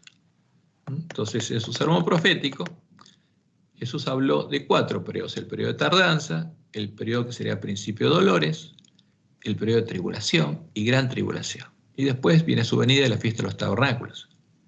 Ahora, ¿qué pasaría en el tiempo de tardanza? Viene el tiempo de tardanza donde las vírgenes se duermen, cabecean y se duermen, y llega a estar la condición del ángel de la Odisea hasta que entre el hombre de escobilla. Y ahí empieza el tiempo de prueba de la última generación, porque Satanás lo ve y empieza a brotar las hojas de higuera, como Dios le mostró a Juan, porque empieza a apresurarse para preparar su ejército para la batalla. ¿Y qué señales vimos? El 14 de febrero del 2010 sanó la herida de muerte de la bestia religiosa, porque se unieron puntos comunes de doctrina la bestia y el falso profeta. Y el falso profeta reconoció a la iglesia de Roma como la verdadera iglesia de Cristo, cuando los protestantes salieron de Roma diciendo que no es la iglesia de Cristo, sino era Babilonia. Y eso le hizo una herida de muerte.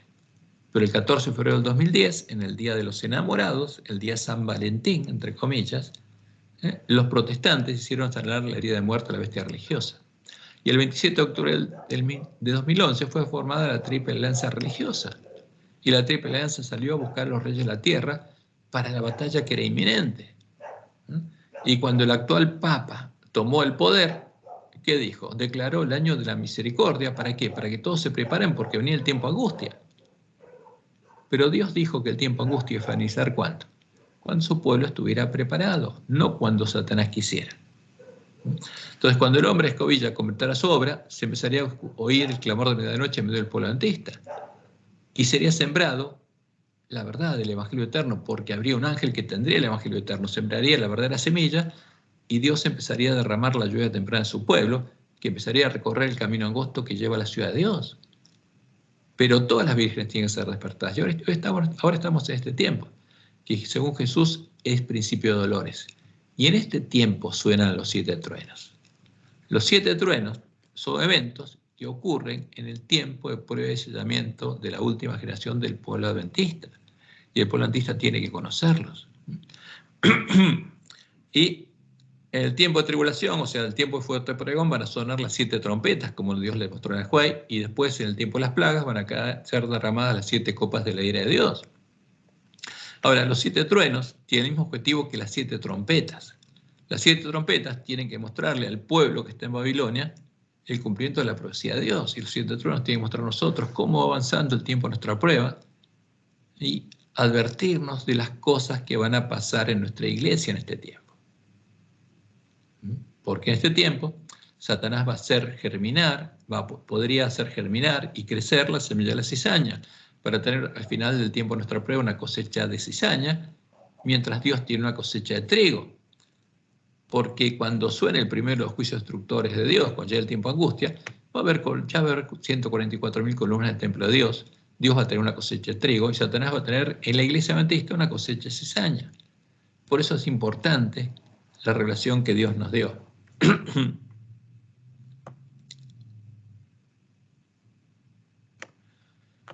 ¿Y qué pasaría? A partir de que el pueblo adventista comiera el libro abierto y éste le amargara el vientre, cuando finalizaran las 2300 tardes y mañanas la profecía de Daniel 8:14, o sea, 1844, a partir de ese momento el tiempo no sería más. Habría un periodo de tiempo que no tendría una duración determinada. Como le indica Apocalipsis 7, 1 al 4, ese periodo duraría hasta que el pueblo de Dios hubiera sido sellado en su frente y los lugares asolados hubieran sido reedificados. Terminaría cuando Dios tuviera una cosecha de trigo en el pueblo adventista. Y cuando finalizara este periodo, como dice Apocalipsis 10, llegarían los días de la voz del séptimo ángel. los días que habían sido anunciados por medio de los profetas. Pues está hablando ahora del tiempo angustia, y como dijo Jesús, esos días van a ser acortados. Y después que el pueblo adventista hubiera comido el librito abierto y le hubiera amarrado el vientre, el pueblo adventista se le daría la misión de profetizar de nuevo para preparar el camino a la segunda venida de Jesús. Y eso ya pasó. Y ahora vamos al capítulo 11. Apocalipsis 11, 1 y 2 nos muestra que debemos estar adorando, ¿dónde? En el templo de Dios. Cuando llegue el día en el que los vencedores del pueblo adventista serán medidos.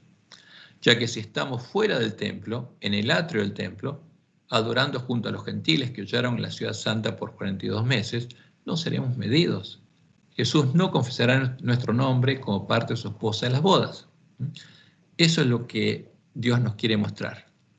Jesús es claro, le dice al pueblo adventista, al que venciere, por somos el remanente de Filadelfia, el remanente de la iglesia de Reforma, al que venciere, yo lo haré columna en el templo de mi Dios y nunca más saldrá de allí. ¿Dónde va a estar? Dentro del templo de Dios.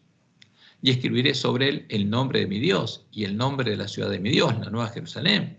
Fíjense, la ciudad de Dios que fue hollada por los gentiles, porque los lugares asolados van a ser reedificados, la cual desciende del cielo de mi Dios y mi nombre nuevo.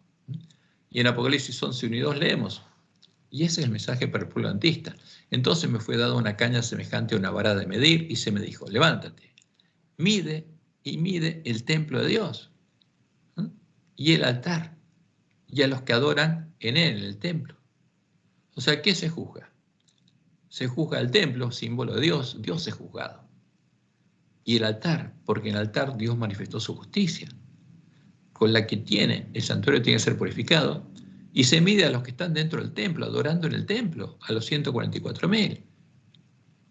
Pero, a las vírgenes sensatas, pero el patio que está fuera del templo, déjalo aparte y no lo midas. O sea, los adventistas, las vírgenes sensatas que están afuera, con cierra la puerta, no van a ser juzgadas. Porque estas son las bodas del Cordero. Porque ha sido entregado a los gentiles y ellos hollarán la ciudad santa 42 meses. O sea, ¿dónde estarían las vírgenes insensatas? Afuera, junto a los gentiles. ¿Adorando a quién? Al Dios de los gentiles. Y en cambio, el pueblo que estuviera en el templo de Dios, ¿a quién estaría adorando? Al único Dios verdadero. Porque habría elevado la bandera de un blanco puro que dice pureza y santidad de Jehová. Y esto es muy importante para el pueblo adventista. Porque el primer ángel nos anuncia que el día del juicio está a las puertas. El antitipo de la fiesta de las trompetas, para que nos despertemos, nos preparemos, y la preparación, como Dios les mostró en el Juárez, es recorrer el camino angosto para llegar a Ciudad de Dios y entrar con el esposo a las bodas, para que seamos vírgenes sensatas. Y Jesús es claro, Apocalipsis 3:5, el que venciere será vestido de vestiduras blancas y no borraré su nombre del libro de la vida, y confesaré su nombre delante de mi Padre y delante de sus ángeles. O sea, ¿qué nombres va a confesar Jesús? Solo el de los vencedores, ¿no? Solo el de las vírgenes sensatas. Y el resto no. Por eso, para que nuestro nombre pase por el juicio y seamos hechos parte de la esposa del Cordero, tenemos que haber vencido, tenemos que haber recorrido el camino angosto y tenemos que estar dentro del templo de Dios, como dice Jesús. Tenemos que ser columnas del templo de Dios. Y los que estén ahí nunca más saldrán de allí. En el tiempo de angustia ninguno va a salir del templo. Ninguno va a ser vencido. Ninguno va a dejar de ser parte del templo de Dios. Y en Apocalipsis 11, el 3 al 6, nos muestra el periodo de 1260 años en el que los dos testigos profetizaron vestidos de silicio en las manos del pueblo que conocía a su Dios y era parte del templo de la ciudad santa de Dios, mientras los gentiles hollaban la ciudad santa. Y daré a mis dos testigos que profeticen por 1260 días vestidos de silicio. ¿Y profetizaron por 1260 días? Sí.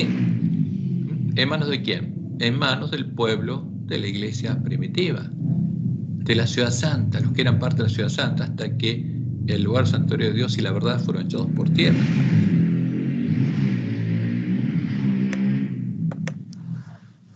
Y ahora vamos a Apocalipsis 11, el 7 al 8. ¿No? Ahí se nos muestra lo que sucedió al final de los 1260 años en los que los dos testigos profetizaron vestidos de silicio y los gentiles hollaron la ciudad santa de Dios.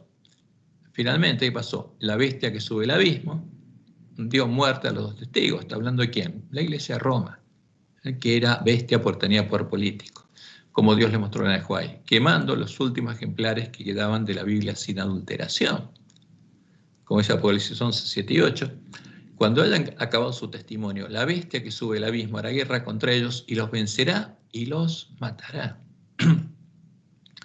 ¿Estarían muertos? Sí. ¿Y qué quedarían? Sus cadáveres solamente. Y sus cadáveres estarán en la plaza de la grande ciudad que en sentido espiritual se llama Sodoma y Egipto, donde también nuestro Señor fue crucificado. Ahora, ¿Jesús murió en Francia? No, no tiene sentido la interpretación que hacen nuestros teólogos. ¿Dónde murió? En el antitipo del atrio, donde está el altar del sacrificio. Fíjense.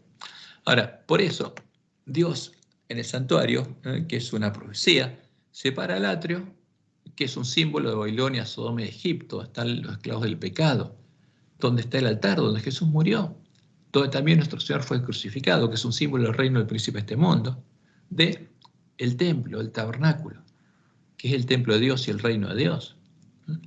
Porque el atrio es el lugar donde Dios confesó y cargó nuestros pecados sobre su cordero, y Él murió tomando nuestro lugar, para redimirnos de la esclavitud en el reino del pecado y la muerte. Porque el atrio, que es la gran ciudad que se llama Babilonia, Sodoma y Egipto, la ciudad del dragón, es el reino del pecado y la muerte, donde reina Satanás. Y ahí están los esclavos del pecado.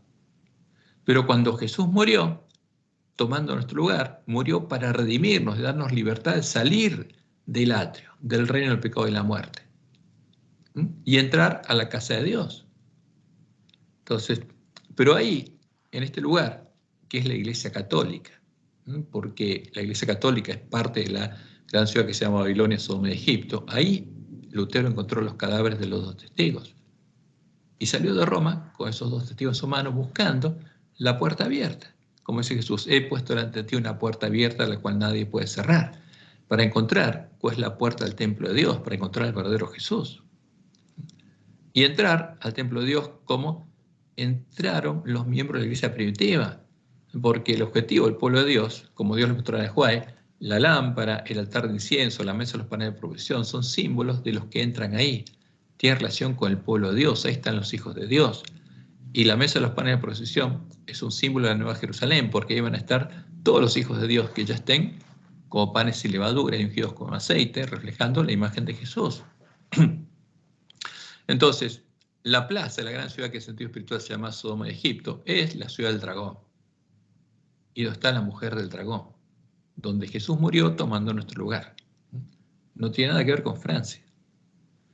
Donde fue crucificado Jesús, claramente no fue en Francia. Murió en el antitipo del altar de sacrificio que está en el atrio, que la profecía es un símbolo del reino del pecado y la muerte, al que se lo llama la plaza de la grande ciudad, que en sentido espiritual se llama Babilonia, Sodoma y Egipto, donde estaban cautivos toda su vida los esclavos del pecado, y murió ahí para poder liberarlos de la cárcel y darles la libertad de entrar al templo, el reino de Dios, la ciudad santa de Dios. Y Jesús justamente leyó las palabras de Isaías 61, 1 y 2, porque esa era su misión. El Espíritu de Jehová el Señor está sobre mí porque me ungió Jehová y me ha enviado a predicar buenas nuevas a quienes, a los abatidos, a vendar a los quebrantados de corazón, a publicar libertad a los cautivos. ¿A qué cautivos? A todos los pecadores y a los presos. ¿Dónde? En el reino del pecado y de la muerte, apertura de la cárcel. A proclamar el año de la buena voluntad de Jehová, el año en que la puerta de la casa de Dios está abierta para que podamos salir de la cárcel. Y el objetivo de Satanás es que no conozcamos la verdad para que no salgamos de la cárcel. Por eso persiguió, asesinó al pueblo de Dios, para que ningún hombre más pudiera salir de la cárcel. Pero no lo va a lograr, porque la verdad sería recuperada y sería predicada en este tiempo. Y Apocalipsis 11, 9 al 12 nos muestra a los adventistas, porque es un mensaje para nosotros, a los que tenemos que profetizar de nuevo, que debemos arreglar nuestras lámparas, estudiando a los cadáveres de los dos testigos, para que los dos testigos vuelvan a la vida, antes de poder, como Elías, subir al cielo en una nube, mientras profetizamos de nuevo con los dos testigos estando vivos en nuestras manos. ¿Cómo profetizó la iglesia primitiva? Tenía los dos testigos vivos en sus manos. ¿Podemos profetizar la verdad si los dos testigos están muertos? No. Primero tienen que volver a la vida. Y Dios nos está mostrando lo que tenemos que hacer. Apocalipsis 11:9. Y los de los pueblos, tribus, lenguas y naciones, ¿qué va a pasar? Verán sus cadáveres por 3 días y medio. ¿Se van a quedar viéndolo en un velorio los cadáveres? No. Y no permitirán que sean sepultados. A ver, ¿quiénes son los de los pueblos, tribus, lenguas y naciones? Son las vírgenes de la última generación, que ya no estarían solo en América del Norte, sino serían de todos los pueblos, porque en este tiempo habría adventistas en todos los pueblos. ¿Qué significa verán sus cadáveres? Estudiarán los cadáveres de los 2 testigos, como Dios nos dijo por medio de Elena, siguiendo las instrucciones que Dios nos dio, buscando conocer la verdad, como verdaderos buscadores de la verdad. Y lo harían con la ayuda del hombre de la escobilla, que los prepararía y los enviaría a hacer la obra de Elías. Y por 3 días y medio. Este es el tiempo. Tiempo es un símbolo del tiempo en el que, por pedido de Elías, no llovió en Israel, hasta que el pueblo conoció que Jehová es el Dios verdadero. Porque como Dios le mostró a Joel, en este tiempo, cuando Satanás viera que llegamos al tiempo de la última generación, trataría de hacer llover en nuestra iglesia, para que hubiera una falsa lluvia tardía, pero no llovería, hasta que se recuperara el conocimiento de la verdad y el pueblo adventista pudiera escuchar la verdad. Entonces, cuando escuchara, ahí todos desearíamos entrar por una puerta o por la otra y Satanás podría derramar su lluvia temprana y hacer germinar la semilla de la cizaña, pero antes no. Entonces, ¿qué pasó en estos 3 días y medio? No llovió, no llovería. Elías, como dice Santiago 5, 17, 18, Elías era un hombre sujeto a pasiones semejantes a las nuestras y oró fervientemente para que no lloviese. ¿Por qué? Porque Jezabel y los profetas de Baal estaban orándole a Baal para que llueva. Y no llovió sobre la tierra por 3 años y 6 meses. Y otra vez oró, y el cielo dio lluvia, y la tierra produjo su fruto. ¿Y qué nos dice Dios? Que Él nos mandaría al profeta Elías, antes que venga el día de Jehová, grande y terrible. Entonces, ¿cuándo llovió? Cuando el pueblo conoció cuál es el Dios verdadero. Ahí Dios permitió que lloviera. Ahora, ¿qué significa? No permitirán que sean sepultados. Como Dios le mostró a Joel, las iglesias protestantes se unirían a Roma en puntos comunes de doctrina, adoptando como propios a los dogmas de Roma.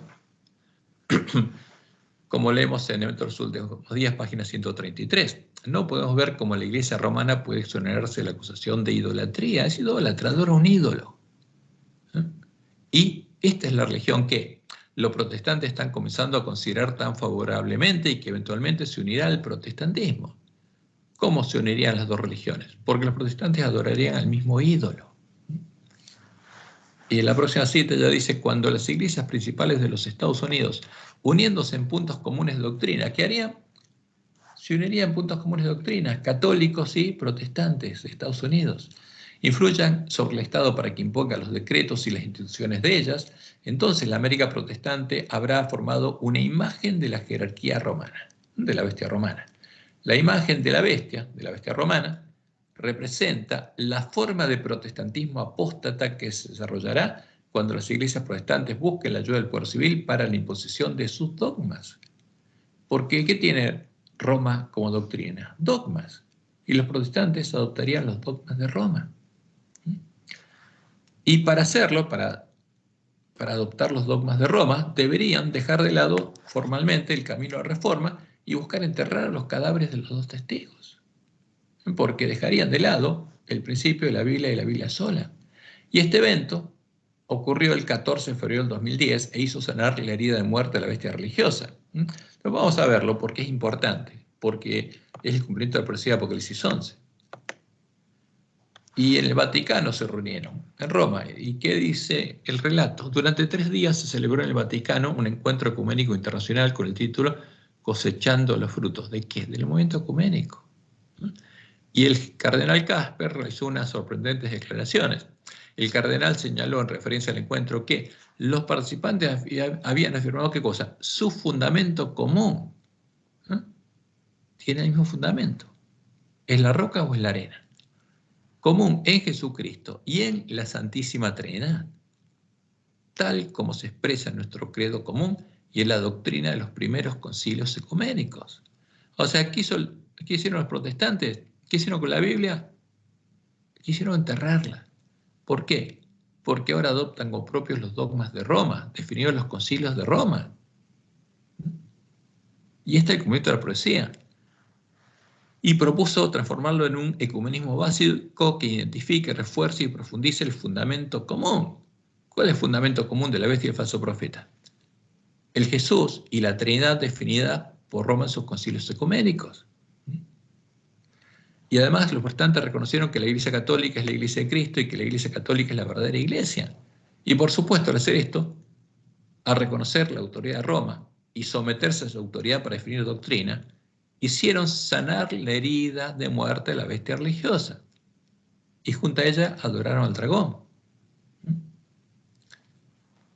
¿Y qué pasaría? Como dice Apocalipsis 11:10, y los moradores de la tierra se regocijarán sobre ellos, sobre los cadáveres, y se alegrarán, y se enviarán regalos unos a otros, porque estos dos profetas habían atormentado a los moradores de la tierra. ¿Qué significa esto? Se regocijarán los moradores de la tierra y se alegrarán. Este sería el resultado del ecumenismo, de la unión de las iglesias caídas al movimiento ecuménico para adorar juntas al dragón. Como dice Apocalipsis 13, 3 y 4, vio en sus cabezas como herida de muerte, pero su herida mortal fue sanada. ¿Quién la sana? La iglesia de Reforma se la hizo con la Biblia, demostrando que no era la iglesia de Cristo. Y ahora las iglesias caídas le hicieron sanar. Y se maravilló, dice, toda la tierra en pos de la bestia. Pero toda tiene que incluir al pueblo adventista. Y vamos a ver por qué. Y adoraron al dragón. Todas las rameras están adorando al dragón. Y también el pueblo adventista, sí, porque dice toda la tierra. ¿Por qué? Porque las doctrinas, que son puntos comunes de doctrina entre la bestia y el falso profeta, ya habían sido introducidas en nuestra iglesia. Y adoraron la bestia, diciendo, ¿quién como la bestia? ¿Y quién podrá luchar contra ella? A ver, el pueblo adventista también. La profecía dice que se enviarían regalos unos a otros. Estos regalos son, ¿qué cosa? El reconocimiento de unas a otras de ser parte de la iglesia de Cristo y del plan divino para evangelizar al mundo, como lo hacen nuestros dirigentes con las iglesias caídas, la bestia y el falso profeta, que forman parte del plan de Satanás para engañar al mundo entero.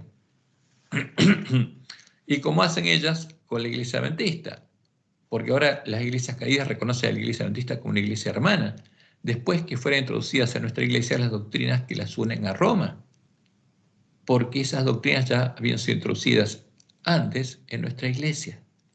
Y nosotros nos unieron a las iglesias caídas y ellas están unidas a Roma por las mismas iglesias.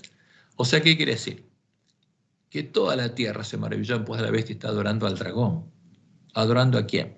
Al Jesucristo y a la Trinidad definida en los concilios ecuménicos de Roma, que es la imagen a la que los verdaderos cristianos no adoraban y por eso fueron muertos, como testifica el Edicto de Tesalónica. ¿Y qué dicen nuestros dirigentes? Hablando de las relaciones con otros cuerpos religiosos. El reglamento eclesiástico administrativo de la Ciudad General agregó esta declaración, que afirma que los adventistas reconocen toda agencia que eleva a Cristo ante los hombres como una parte del plan divino para la evangelización del mundo. ¿A qué Cristo? Al Cristo común. Entonces, ¿qué dijo Dios? Que la bestia y el falso profeta son parte de ¿quién? Del plan de Satanás para engañar al mundo entero. ¿Y ahora qué hacen nuestros dirigentes? Los reconocen a todos como parte del plan divino para la evangelización del mundo. ¿Parte del plan divino de quién? De Satanás. ¿Por qué? Porque nosotros estábamos adorando a las mismas imágenes, a la abominación desoladora. ¿Y qué dice la profecía? También dice que habían atormentado a los moradores de la tierra, los dos testigos. Y esta que atormenta es la predicación del mensaje del tercer ángel por parte del pueblo adventista, que habría sido detenida. Y como resultado, muchos hombres de talento y elocuencia se estarían uniendo con las iglesias caídas y participando de su espíritu, haciéndose habitación de demonios. Y leemos en Evangelismo, página 171, dice Elena, Satanás ha ideado un estado de cosas por el cual la proclamación del mensaje del tercer ángel será detenida. Si no, no nos podrían unir a las iglesias caídas y toda la tierra no podría estar adorando al dragón. ¿Cómo lo haría? Despacito, de a poco, por medio de los lobos que vendrían a nosotros vestidos de ovejas. Y ella dice, Conforme vaya acercándose la tempestad, muchos que profesaron creer en el mensaje del tercer ángel, pero que no fueron santificados por la obediencia a la verdad, abandonarán su fe e irán a engrosar las filas de la oposición, uniéndose con el mundo, con las iglesias caídas y participando de su espíritu. ¿Qué son esas iglesias? Habitación de demonios. Llegarán a ver las cosas casi bajo el mismo aspecto. Hombres de talento y elocuencia, ministros adventistas, que se gozaron un día en la verdad, emplearán sus facultades para seducir y descarriar almas. Y es triste, pero es lo que pasa. ¿Y qué dice Apocalipsis 11 y 12? Los dos últimos versículos que se refieren, que tiene este mensaje. Pero después de 3 días y medio, ¿qué pasaría? Por 3 días y medio, habría una parte del pueblo adventista estaría estudiando la Biblia, guiado por el hombre de escobilla. Pero después de 3 días y medio, entró donde en los cadáveres de los dos testigos, el espíritu de vida enviado por Dios, y volvieron la vida a los dos testigos y se levantaron sobre sus pies. Y cayó gran temor sobre los que los vieron. ¿Por qué? Porque toda la obra que hizo Roma fue deshecha. Y ahora había un pueblo que conocía la verdad cuando el hombre de escobilla termina su obra. Y oyeron una gran voz del cielo que les decía: subid acá. Y subieron al cielo en una nube, y sus enemigos los vieron. Entonces vamos a ver cada una de las partes de esta profecía. Después de 3 días y medio,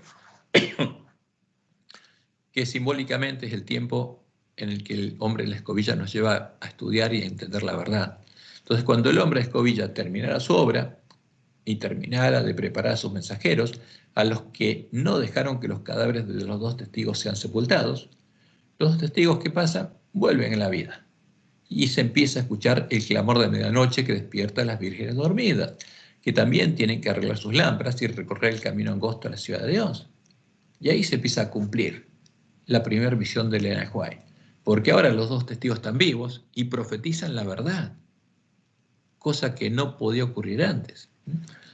Y ahí viene el tiempo de la primera visión de Elena White, porque Dios les mostró el camino que el pueblo adventista ha de recorrer en viaje a la santa ciudad. Dice ella: alcé los ojos y vi un sendero recto y angosto trazado muy por encima del mundo. No estaba en este mundo. ¿Dónde estaba? En el reino de Dios, el reino de los cielos. El pueblo adventista andaba por ese sendero en dirección a la ciudad que se veía en su último extremo. En el comienzo del sendero, detrás de los que ya andaban, había una brillante luz que, según me dijo un ángel, era el clamor de medianoche. Y esa luz brillaba a todo lo largo del sendero y alumbraba los pies de los caminantes para que no tropezaran. ¿Por qué? Porque ahí los dos testigos estaban iluminando, habían vuelto a la vida, y ahora el pueblo adventista conocía la verdad, estaba predicando la verdad. Y por eso dice la profecía: subieron al cielo en una nube. ¿Cómo? Como Elías, quien fue llevado al cielo en una nube. Los dos testigos subirán al cielo, al reino de los cielos, a la cima del monte Sión, en las manos de los siervos fieles que harán la obra de Elías, profetizando nuevo, dándoles el verdadero alimento a tiempo a sus hermanos, mientras recorren el camino angosto que los llevará a la ciudad de Dios. Eso es lo que significa. ¿Y qué predicó Elías? Y acercándose Elías a todo el pueblo, dijo: ¿hasta cuándo claudicaréis vosotros entre dos pensamientos? Si Jehová es Dios, seguidle. ¿Cambia Jehová? No. La bandera de la iglesia primitiva era pureza y santidad a Jehová. ¿Y cuál es la bandera negra de los paganos? La que tiene las imágenes de Baal, las imágenes del sol, la luna y las estrellas cristianizadas. Ahí están los dioses de la Gran Babilonia. Ahí están los puntos comunes de doctrina entre la bestia y el falso profeta, la bandera negra de los paganos. Y si Baal, si el Jesús y la Trinidad definidos en los concilios de Roma, vayan en pos de ellos. Ese es el mensaje. Porque esa es la abominación desoladora.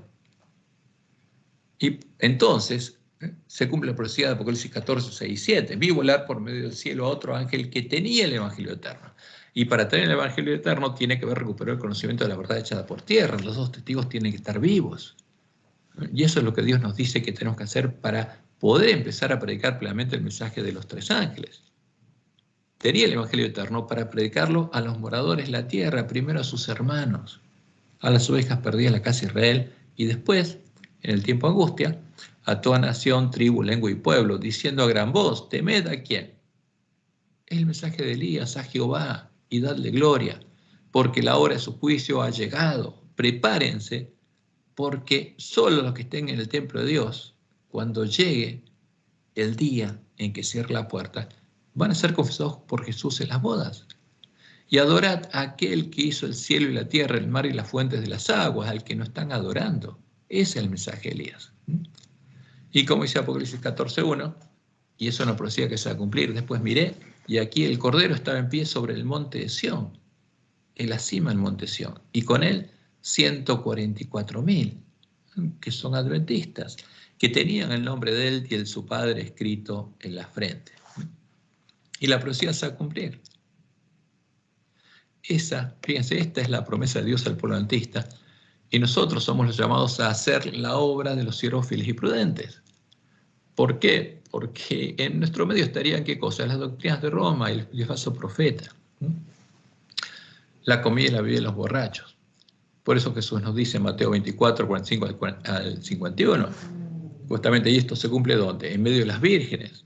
Porque como Jesús dijo en Mateo 25, en aquel tiempo, en el tiempo del sermón profético, el reino de los cielos será semejante a las vírgenes. Ahora, ¿quién es pues el siervo fiel y prudente, al cual puso su Señor sobre su casa para que les dé el alimento a tiempo? ¿A quién? A todas las vírgenes. Bienaventurado aquel siervo al cual, cuando su Señor venga, le haya haciendo así, hasta que Jesús venga como ladrón para llevarnos con él a la batalla. Tenemos que estar dándoles el verdadero alimento a tiempo a nuestros hermanos, hasta que se cierre la puerta a las vírgenes insensatas. De cierto os digo que sobre todos sus bienes le pondrá. Pero si aquel siervo malo dijera en su corazón, mi Señor tarda en venir, niega las señales de los tiempos, y comenzare a golpear a sus consiervos, a los que quieren darle el verdadero alimento a tiempo a sus hermanos, y aún a comer y a beber con los borrachos de la comida de la mesa de Jezabel. Vendrá el Señor de aquel siervo en día que éste no espera y a la hora que no sabe, y lo castigará duramente y pondrá su parte con los hipócritas. Allí será el lloro y el crujir de dientes.